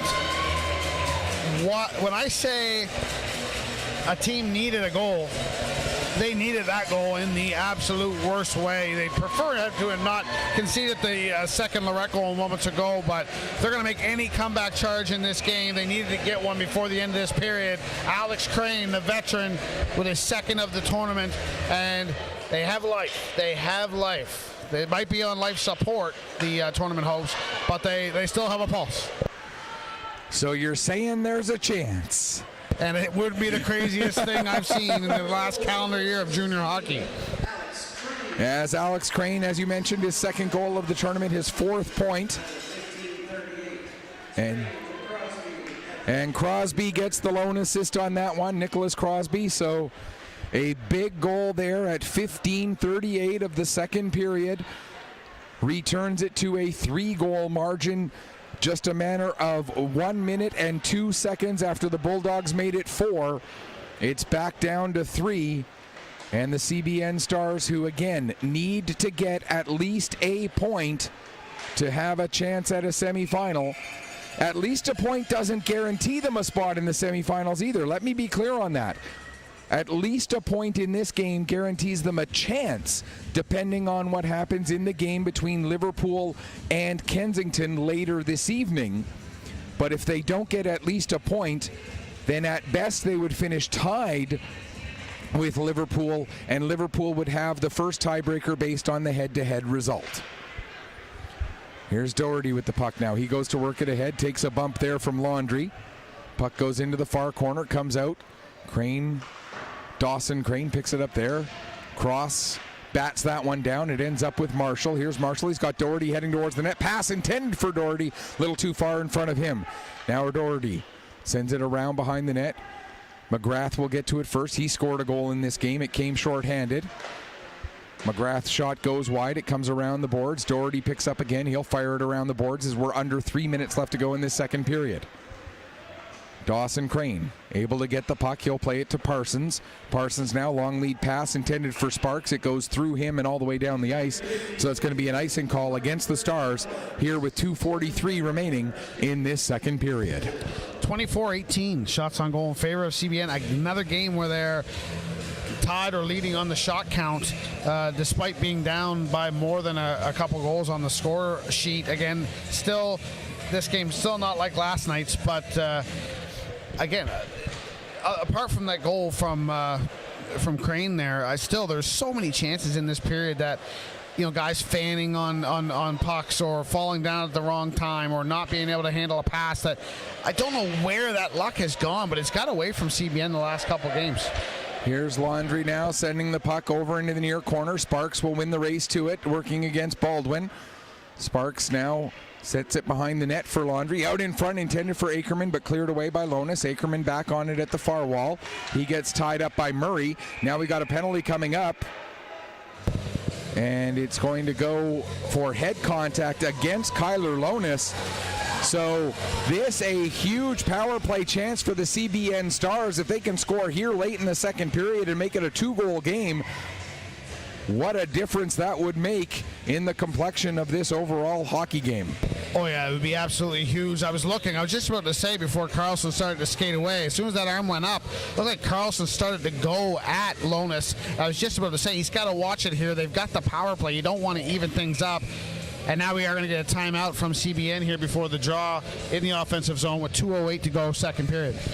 And it's one of those situations where, from a CBN perspective, it really is a must convert. I mean, yes, you've still got a whole period and a bit left to go, but from a momentum perspective, from just an overall game perspective, this is a must convert for the CBN Stars. It's important. They just have to bear down and really, really concentrate. What I mean by that, you know, you got a guy like Luke Ackerman, and I don't in any way fault him for feeling that he needs to put the team on his shoulders, because that's his job as a leader and one of the co-captains of this team and maybe the best player on the team. But there's a point on that last power play where he walked into the slot. Owen Sparks, when I say wide open, I mean was wide open, and it was only about a 5-foot pass to get it to him. If he would have put it on that tape, Sparks would have had a wide open net, but Ackerman tried to do it himself and the shot was blocked. And again, no fault of Ackerman. I realize that how important he is to the team, but take that extra second, concentrate, and look for the best option here on this power play. Here's Kyle Pettin with the pass over to Parsons. Parsons' shot comes off the end board. Sparks will pick up. 8 seconds the difference between the end of the penalty and the end of the period. The period will extend beyond the end of the penalty by those 8 seconds. As Riley Pettin has the puck, he'll play it around to Parsons with Marshall on his way in for the Bulldogs on the pressure. Parsons gives to Sparks. As the chant of "Go Stars Go" comes from the Newfoundland and Labrador faithful who've made the trip here to Liverpool. That one launched down the ice. Pettin out of his net to play it again. Gets it over to Ackerman. Ackerman getting away from Marshall. Now drops the puck off for Kyle Pettin. 1:09 in the penalty. 1:16 now in the period. Here comes Kyle Pettin. Behind the net, all the way out the far side corner. He'll take the puck up high, now drop it off for Parsons on his way by, but Parsons went to work it down low. It's intercepted by Marshall, and Marshall gets it out. Bulldogs making a change, but the long lead pass for Ackerman. Ackerman now slows things down into the final minute of period number 2. Pettin back to Ackerman. Ackerman back to Pettin, and Catch able to get across and get a foot on that. The shot may have been going wide anyway, but a big save nonetheless by Adam Catch. There's another shot, blocked in front, comes down, Penton with a chance, and it deflects up over the crossbar. 35 seconds left in the period, 24 seconds left in the period, in the penalty. Here's Kennedy, over to Sparks. Sparks with a shot, save, rebound. No, there is no rebound as Adam Catch holds on for the face-off, and then after the whistle, we get some pushing and shoving as somebody's stick came towards the midsection of Adam Catch with the Bulldog, which the Bulldogs did not appreciate, and we're going to get another penalty against Antigonish here. It's going to go against Doherty. So 5-on-3 now for 18 seconds. This is the right call. There was a skirmish there. Crane did what he did at the end of the second period, or first period, excuse me. Got in there, dug a little bit of cash, drew the crowd. He's a big body. They're not taking him down, and they couldn't. But then what you saw Doherty come in, reach up and grab his face mask and try and yank. That's what got the penalty there for roughing. Well, now it looks like Crane's coming across, so maybe I spoke too soon. But in any event, we'll see if this evens out or not. There are some Newfoundland fans up over top, where kind of near where we were yesterday, and you can see as Doherty was skating off, he looked up to them and gave them the 4-1 sign with the fingers. So if nothing else, that mentality and that get in the Antigonish Bulldogs' head a little bit, it seems to be starting to take effect a little bit. It does indeed. It is coincidental penalties between Kyler Lonis and Dawson Crane. Or sorry, not Kyler Lonis, my apologies. That was, Lonis was already in the box. It was between I think the Connor Doherty and Crane. To be fair, I think the Bulldogs are fortunate not to be down a man still here. As the puck goes into the end boards, just 2 seconds left in the period. That will do it for period number 2. Shots on goal finished 17-8 in period 2 in favor of the CBN Stars. 2-period total ends up 28-18 for the Stars. Penton's got to be careful here after that buzzer goes. He and Lonis came together, and a little push here, push there. That's nothing. Penton's stick came up a little bit in towards the midsection. You got to be really careful there. You don't want to spear or even take a penalty of any kind as the jawing continues between Crane and Doherty as they exit the penalty boxes. So we're set up for a good third period, at least from an intensity perspective and a disliked perspective. Could have used another CBN goal, but still, this game is not over. And with the magnitude of what this game means for each of these teams, that's going to add even more to the intensity, to the animosity as we get ready for the third period. 1 goal for each side in period number 2. They came 1 minute and 2 seconds apart. It was Zach Lorette's second of the game for Antigonish, and it was Alex Crane's second of the tournament for the CBN Stars. And so a 3-goal margin after 1 means a 3-goal margin after 2. We're going to take a break. You are watching the 2023 Don Johnson Memorial Cup from the Queen's Place Emera Centre in Liverpool here on Atlantic Hockey Online through AO Live. Produced by Petter Sports and Streaming and sponsored by Mercy Seafoods and Best Western Plus in Liverpool.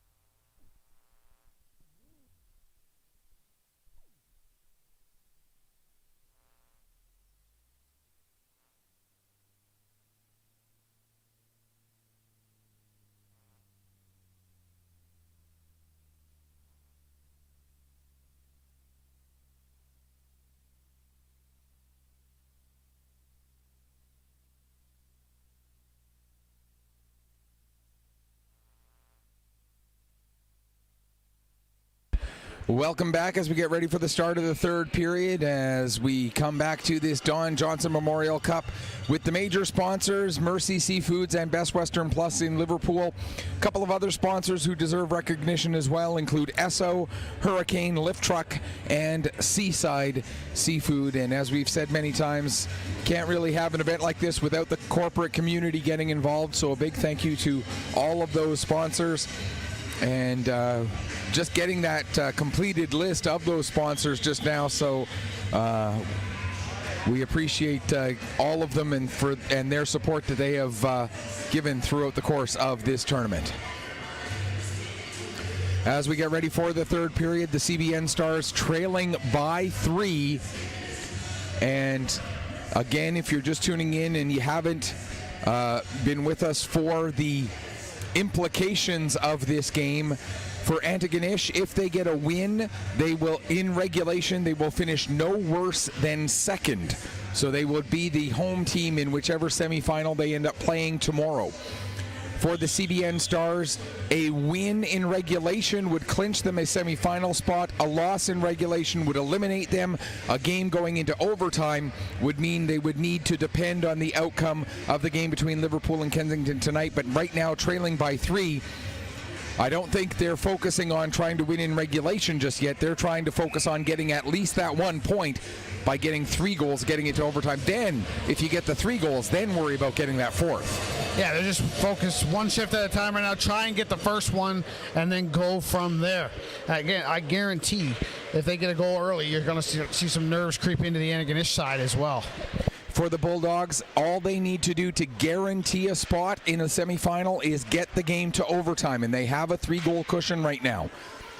If they lose in regulation, then they would need some help in tonight's game between Liverpool and Kensington. So a lot still on the line in game number 9 out of 10 of the round-robin portion of this event. Such great hockey all weekend. And there's a shot from Fitzsimmons just 36 seconds in. And a very important save by Riley Pettin. That's his 15th save on 19 shots in this game to keep his team down by only 3. Yeah, you got to think at this point, and again, you don't want to put any more pressure on a goaltender than there already is in an event like this, but if I'm Riley Pettin, I'm probably telling myself I got to pitch a shutout from here on out. A 3-goal deficit's going to be hard enough to come back from. Any more than that, and it might be curtains. Particularly when you consider that his counterpart at the other end, Adam Catch, has stopped 27 of 28 today. Add that to the 48 of 51 he stopped yesterday, and Adam Catch is dialed right in. And there's another save made by Pettin, keeping it 4-1, still less than a minute gone here in the third. And that's another factor in this potential comeback bid for CBN. You got to find a way, and it's hard to see right now a way that another 3 goals are going to go past Adam Catch in this period, the way he's playing. But again, stranger things have happened, and it starts with the first one. They've got one by him already. They've hit a post, so I mean, it's definitely doable. As the puck comes out to center, McClellan sends it back the other way for Lorette. It bounces off of his stick. Now Lorette and King battle. King able to poke it into the zone. Kyle Pettin gets a stick on it, but plays it out to center. Whalen will dump it back in. Hops over the stick of Catch all the way up the boards. King gets to it at the line. He'll give it to Whalen near side. Whalen tees it up, fires it wide, and it'll come up the boards. Kennedy sending it back down low, just out of the reach of Kyle Pettin. Now around the near side, Ben McClellan working it ahead. Armstrong gets it out to center. Miro gets it around Whalen. Now here's Miro. He'll take a bump from Carlson. And the puck goes over the head of Crosby as it comes through center ice. Cross across to the far side for Lonis. He'll get it ahead to Miro. Miro cutting through. Can't get a shot away as he got knocked down. Delayed penalty coming up, but meanwhile, Pettin just getting back to his net. Dives to try and make a save. But the CBN Stars fortunate there to get a stick on the puck and get the stoppage. They will be shorthanded now for 2 or less as Whalen takes the interference call at 1:56 of the third. And this very much for the CBN Stars a must kill, as they don't want to go down by 4 again here in the early stages of this third period. And now we're going to get a bit of a delay before they drop the puck. Timekeeper sees something. Can't tell you what it is. I think he's having an issue getting the penalty up on the board. Now it's up there. And that happens from time to time. Sometimes you hit the button and it just doesn't register. You hit it again, it doesn't register. Yeah, the quick face-off rule did timekeepers no favors. Oh, not at all. And as somebody who used to do that job on a regular basis, I feel for them. I really do. Now here's a shorthanded opportunity for the CBN Stars, but the puck is turned over to Fitzsimmons. He'll come up the other way. Fitzsimmons trying to split through the defense, has it roll off his stick all the way down into the corner. He'll play it back to the line for Lonis. Lonis returns it to Fitzsimmons. Now near side Marshall, there's a shot, save made. Rebound comes all the way out to center as Lonis chases it down. He was being watched by Oates. Played back to Lonis again in his own zone. 1:15 left to go in the man advantage. Here's Sam Grant, the captain. He scored the opening goal of this game back on the power play in the first period.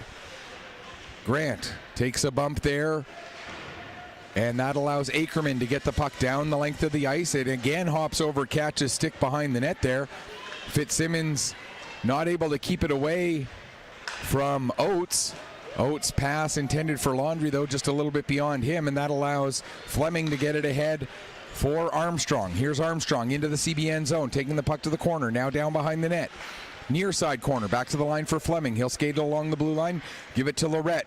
Top of the right wing face-off circle, back to Fleming at the line. To Munro, high slot. He fires a shot, the save made. Puck comes past Fleming and out to center ice. 27 seconds and counting left to go in this power play. Under or just over 3.5 gone here in the third. Pass intended for Lorette. He wasn't quite, or it didn't have much on it. Now Lorette gets it across for Armstrong. The pass just a hair behind him, so Armstrong couldn't get a shot away. Now over for Munro.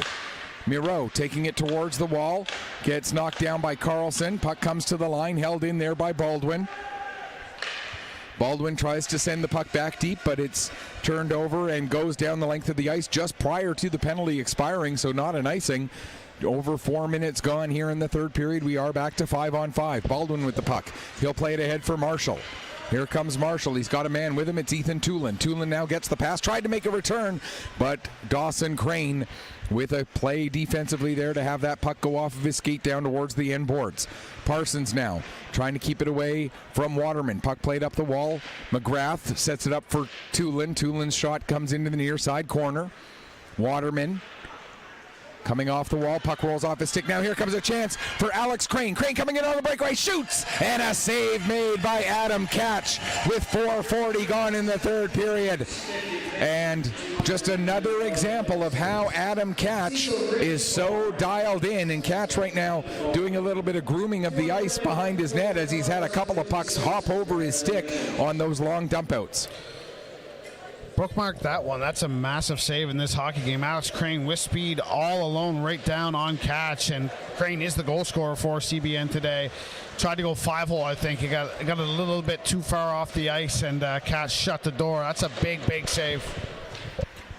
It was his 29th save on 30 shots so far in this game. He's faced 81 shots in the last 2 days and stopped 77 of them. 77 stops is a good week, never mind 2 days. There's a chance. What a save by Riley Pettin. Somebody send that one to TSN. Kyle Pettin now with a shot as that's deflected up over the glass. Riley Pettin with the robbery. In a tournament full of great goaltending performances, I think that's the save of the tournament, and I don't know if there's any argument to be made. That based both in importance, at the timing of it, and just the acrobatics of it, that was the save of the tournament right there from Riley Pettin diving to his right. And I think even Antigonish fans here had the same reaction. That's one that everybody just has to show a little bit of respect to. That save in a regular season game between a couple of teams near the bottom of the standings gets a huge reaction. But like you said, with the magnitude of the timing of that save, it goes from being extraordinary to being absolutely spectacular for Riley Pettin. And that's the mindset of a goaltender that's thinking like I'm thinking. I have to be perfect the rest of the way. That's why Riley Pettin is laying out, putting every inch of his body extended, trying to get some part of his equipment on a puck. Whalen will play it back down low, comes off the end boards. Laundry chops at it. Now the puck played with a high stick, but the next player to touch it was from the opposite team, so play is allowed to go on. 6:15 gone here, third period. 4-1 for the Bulldogs. Berkovici now coming in, gets a shot away. Kennedy got a piece of it, and then Riley Pettin able to bat it away. Whalen will bring it back up the other way. Gains the red line, dumps it in, comes off the end boards. Lonis back to get it for the Bulldogs. Kyler Lonis, just out of the reach of Cameron Loans. Now Parsons will get it ahead. Here comes Cameron Loans in across the line. He can't get a shot away as Fitzsimmons ties up his stick. Puck ends up underneath Fitzsimmons, poked free by Grant, and Fitzsimmons will get it up to Waterman. He loses control of it, and Ackerman will bring it back in across the blue line. 13 minutes left to go here, third period. 4-1 in favor of the Bulldogs. Kyler Lonis gets it ahead to Waterman. Cross-ice pass broken up by Carlson, but it would have been an offside, so Carlson had to wait and not touch the puck. Now Grant will pick it up in front of his own net. Gives to Tulin. Right back to Grant again. That pass goes off his skate. Carlson has a mini 3-on-2. Crosby trying to get it over for Lonis, but that for Loans, but that pass doesn't connect. Now Crane with a shot. He scores! Riley Crane makes it, or Dawson Crane makes it 4-2. Dawson Crane makes it 4-2. And believe me, I don't mean to keep doing this. Dawson Crane makes it 4-2, and the Stars have a little bit more life. And that makes that save by Riley Pettin a few moments ago even bigger. The gap is closing, and it's still not halfway through the third. 12:28 to go. Buckle up, big finish coming from Liverpool. Dawson Crane, his second goal, fourth point of the tournament. And none bigger as the Stars fighting for their tournament lives here. Still 12:21 left to go. Now a 2-goal margin. And I'm not entirely sure that Adam Catch saw that puck on its way by. And even if he could have seen it, I don't know if he could have stopped it with the amount of velocity on that puck. Yeah, Crane's such a big body that he just sends wrist shots from the point, and they're harder than some people's slap shots. Crosby and Carlson get the assists on that goal. So for Braden Carlson, that's his first point of this tournament. Again, second goal, fourth point of the tournament for Dawson Crane, assisted by Nicholas Crosby and Braden Carlson at 7:32. Makes it a 4-2 hockey game. Don't go away, folks. This one's not over yet. Dawson Crane takes it behind his own net. Lead pass broken up there by Tulin, but Tulin has it taken from him. Now as they play ping pong in neutral ice, it comes to Tulin, knocked down by Crane. He gives to Alex Crane. He takes a bump from Tulin. Now the puck ends up down in the CBN zone. Whalen going after it into the corner, working against Munro. They both end up going down to the ice. It comes to the line. Tulin will send it down in behind the net. Armstrong back for Fleming. Fleming can't maintain it. Now here comes a chance for Alex Crane. He's got Kyle Pettin coming up to join him. Crane gives to Pettin. He lost control. King comes in, gets a backhand shot away, and the save made by Catch, and he'll hang on with 11:22 left to go here in the third. That's one of those where if Pettin is a right-handed shot, that's right on his tape for a one-timer. He's not. He's a left-handed shot, so he has to kind of try and corral it on his backhand. You're not going to one-time it like that way. He's going to have to pull it. So unfortunate break there. But now you start thinking, too, about the save on the Crane on the breakaway by Catch earlier in the period. You know, there's so many moments that you start replaying in your head now that could have changed the tide here. 34-24 shots on goal in favor of the Stars, and they are pressing. 6-6 the shots in this third period. And there's a shot. It's deflected in front by Ackerman. It goes up over the glass and out of play. 11:16 to go. And to use one of the most used cliches in hockey broadcasting, next goal's a big one. Captain Obvious checking in. I'm going to tell you another thing, and maybe our friends, I don't know anything for a fact, but maybe our friends watching at home in Newfoundland could chime in. I got to think that maybe Braden Carlson, this is our first time seeing him in this tournament. He's a good-looking player. I think this is a player that maybe joined the team late, like maybe got in today or late yesterday, because this isn't a guy that they're just trying to get into the game and say he can play a game and he's, been a healthy scratch for most of the. This is an effective-looking player, so I got to think he's either been battling something or he was a late arrival to Liverpool, because that's a guy that I think would have played every game otherwise. I'm with you 100%. Yeah, we'd love to get the story behind him not playing in the first 3 games. And now here's Sparks with the puck. He'll bring it through center, in across the blue line. Sparks working against McClellan. McClellan does a good job keeping him to the outside, but the puck ends up coming down to Ackerman. He'll take it around behind the net, out the far corner, all the way up to the blue line. Ackerman tries to get a shot. It gets blocked. Comes to Dawson Crane. His shot. Blocker save made. Now McClellan looking to clear. Too many white shirts in the way. Puck will go over to the far side. Fleming chops at it, but Sparks get a stick on that. Fleming gets it back again. Now he'll use airmail to get it all the way out and down the ice. Dawson Crane back to pick up as we hit exactly halfway through this third period. Looking for maybe a shortened bench the rest of the way from the Stars. Maybe a 2-line show, just alternate shift by shift. You got to get your big guns out there more.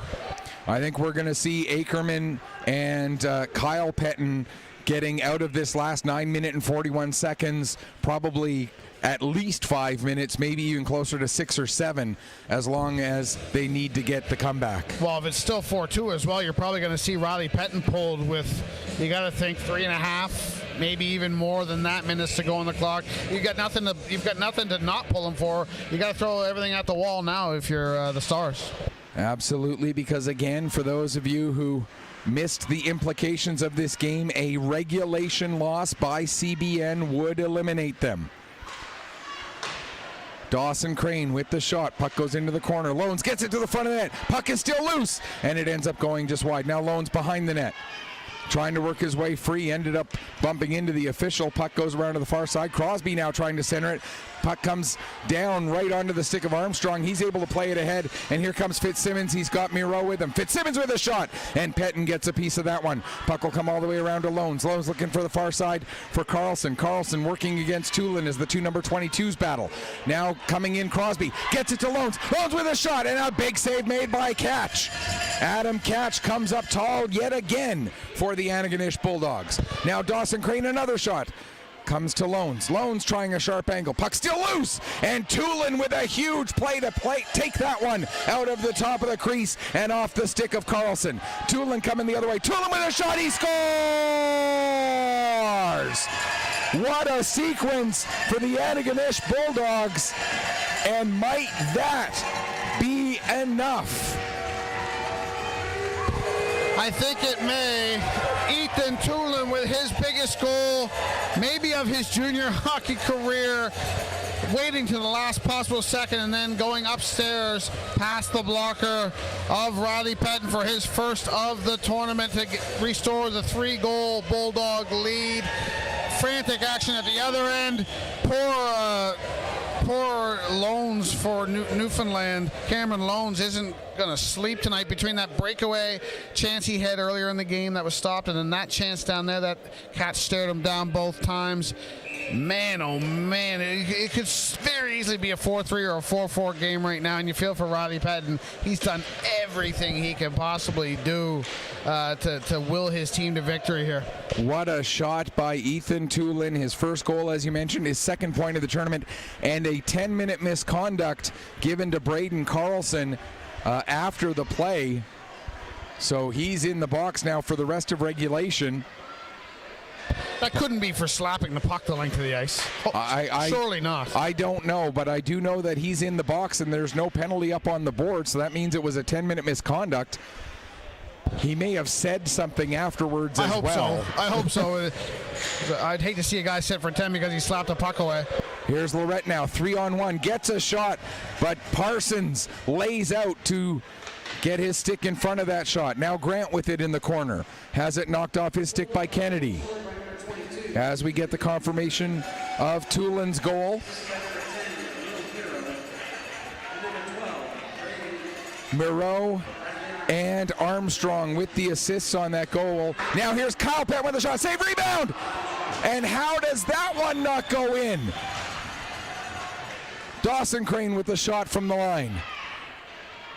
Alex Crane back to Dawson. Across to the far side for Parsons. Another shot, save, and Catch hangs on with 7:11 left to go, and that's save number 38 on this day for Adam Catch. And just to show how good Adam Catch has been, that save number 38 today. Overall, that is save number 146 in this tournament on 158 shots. He stopped 146 out of 158 so far this week, has Adam Catch. It's pretty good, right? I think those numbers would be all right. Yeah, I think most goalies would be happy with those, I'm sure. I've heard that Catch kid can play a bit. Lonis now down behind the net. He takes a bump from Landry. Doherty. 6:52 and counting left to go here, third period. Ackerman gets it, comes out of the corner with the puck. He'll send it back down. Laundry behind the net. He tried to play it back into the corner, but the first one to get to it was Marshall. Marshall not able to clear the zone. Now Dawson Crane with the shot. That ends up hitting Cross, and Cross took that one off the ankle, it looks like, and gingerly makes his way back over to the bench. Now here's Ackerman. Ackerman with a shot. That's deflected, goes into the end boards. Tulin gets it to the line and out. Ethan Tulin, the man who made a big play at the top of his own crease, and then seconds later scored the goal that could be the backbreaker in favor of the Antigonish Bulldogs. Here's Laundry with it now. There's a shot, and Catch gloves that one down. It was going to go high and wide, but Catch slowing things down. 6:03 left to go here in the third period. 5-2 now the score in favor of the Bulldogs. 40-26, by a big margin. The CBN Stars out shooting the Antigonish Bulldogs here. This might be a better performance from Catch than we saw yesterday, if that's possible. I don't know. I'm just trying to think back of something from yesterday that makes that performance better. I guess maybe recency bias, but Catch has really turned it on. The only thing that I could say is overall volume, because there were more than 50 shots in that game, and there have only, in quotations, been 40 shots in this one. Well, you got to think he might approach 50 here with 5:46 on the clock. CBN's going to have no choice but to start throwing pucks at the net from everywhere, so I think his total is going to increase here very soon. And again, if the Bulldogs do hold on and win this game in regulation, they would finish the round robin with 3 wins, one of those coming in overtime, so they would have 8 points. The only team that would be able to pass them would be the Kensington Vipers if the Vipers were to win the game against Liverpool at 7:30 tonight. So the Antigonish Bulldogs, with a win, would be at worst the number 2 seed into tomorrow's semifinals, pending the outcome of the game between Kensington and Liverpool tonight. 5:35 still left to go now in this one.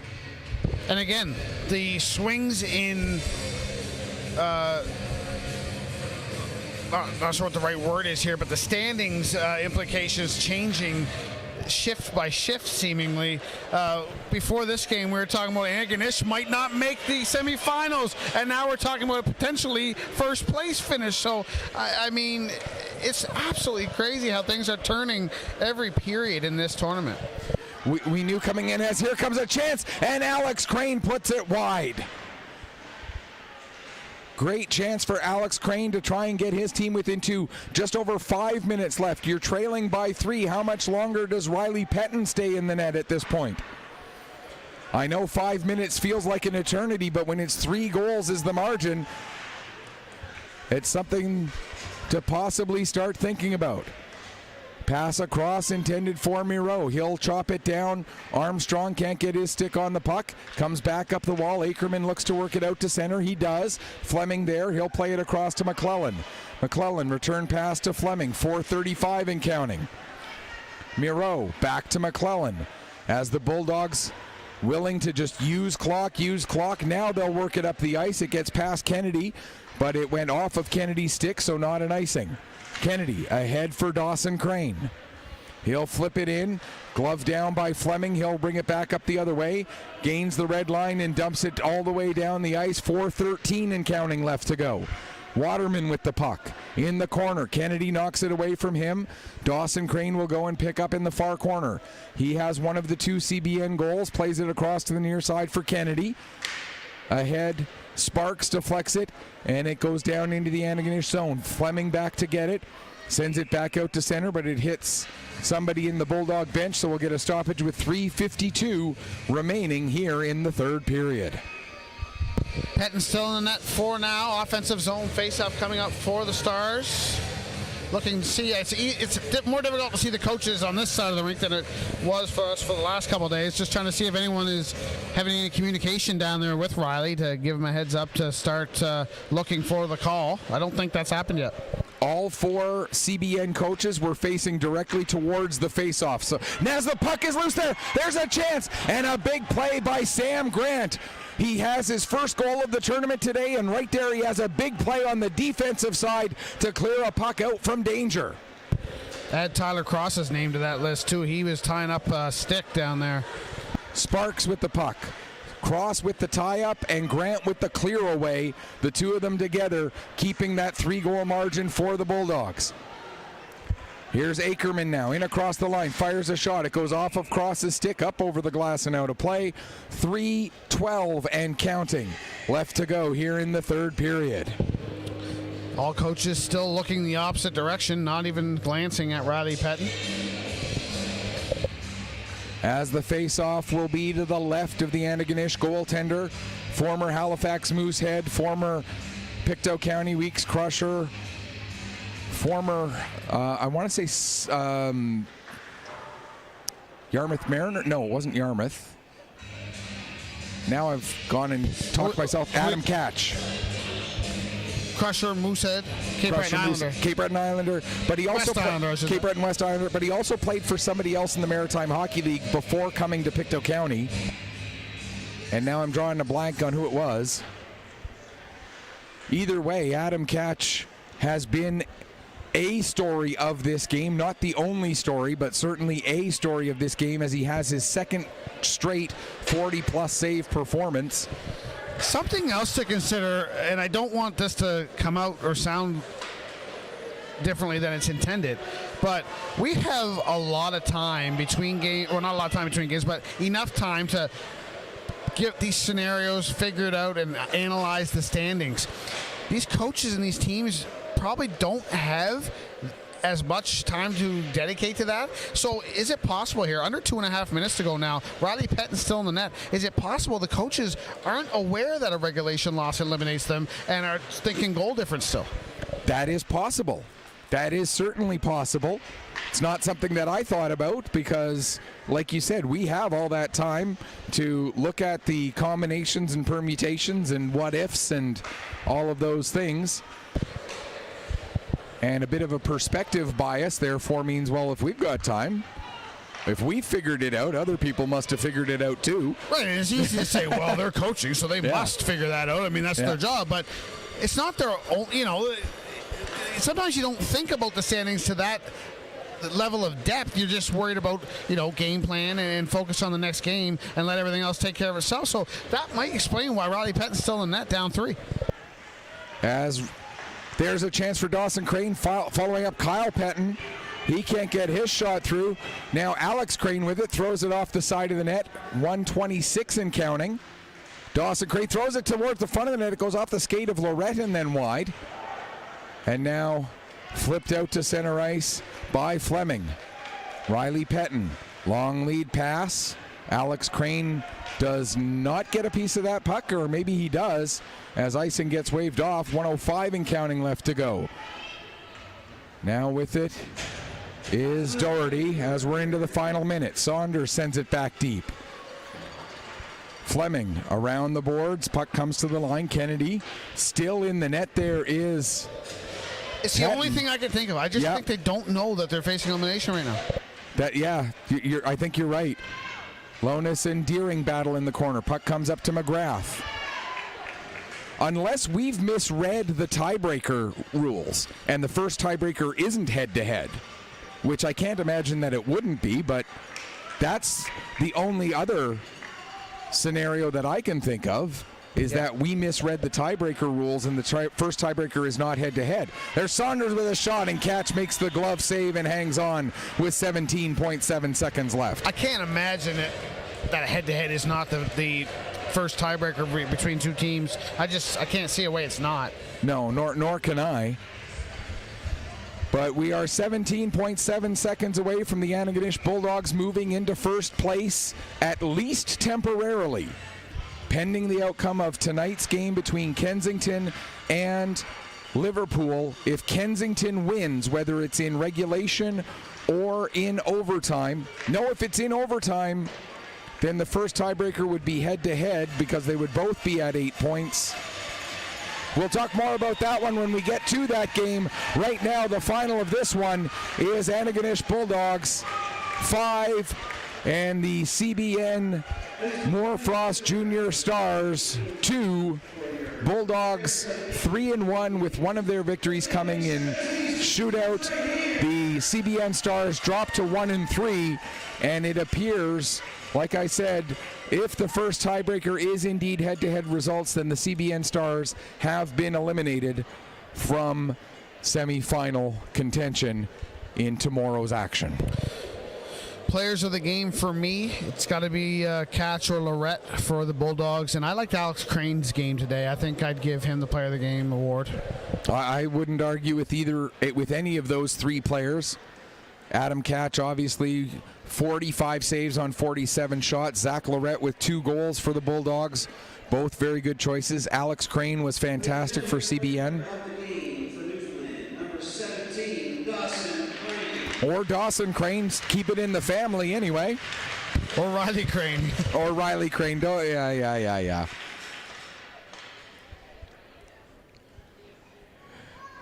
To the entire Crane family, I again apologize. I will try, and if I ever get a chance to call a game with him in it again. And it is Zach Lorette, so you got that one. You hedged your bet a little bit, including Catch, but Zach Lorette is the player of the game for that one. So that's going to do it here for us in game number 9 of this tournament. One more to go in the round robin, which will determine the semifinal matchups. We now know who the 4 semifinal teams will be, but who faces whom, that'll be determined tonight. On behalf of our awesome cameraman, Seth Silver, and the best color commentator in the business, Mike Barkhouse, this is Michael Petter saying may your skates always be sharp, may your shots always hit the top shelf. Final score, once again, it is the Antigonish Bulldogs with a 5-3 victory over the CBN Stars. Thanks so much for watching. Enjoy the rest of your Friday.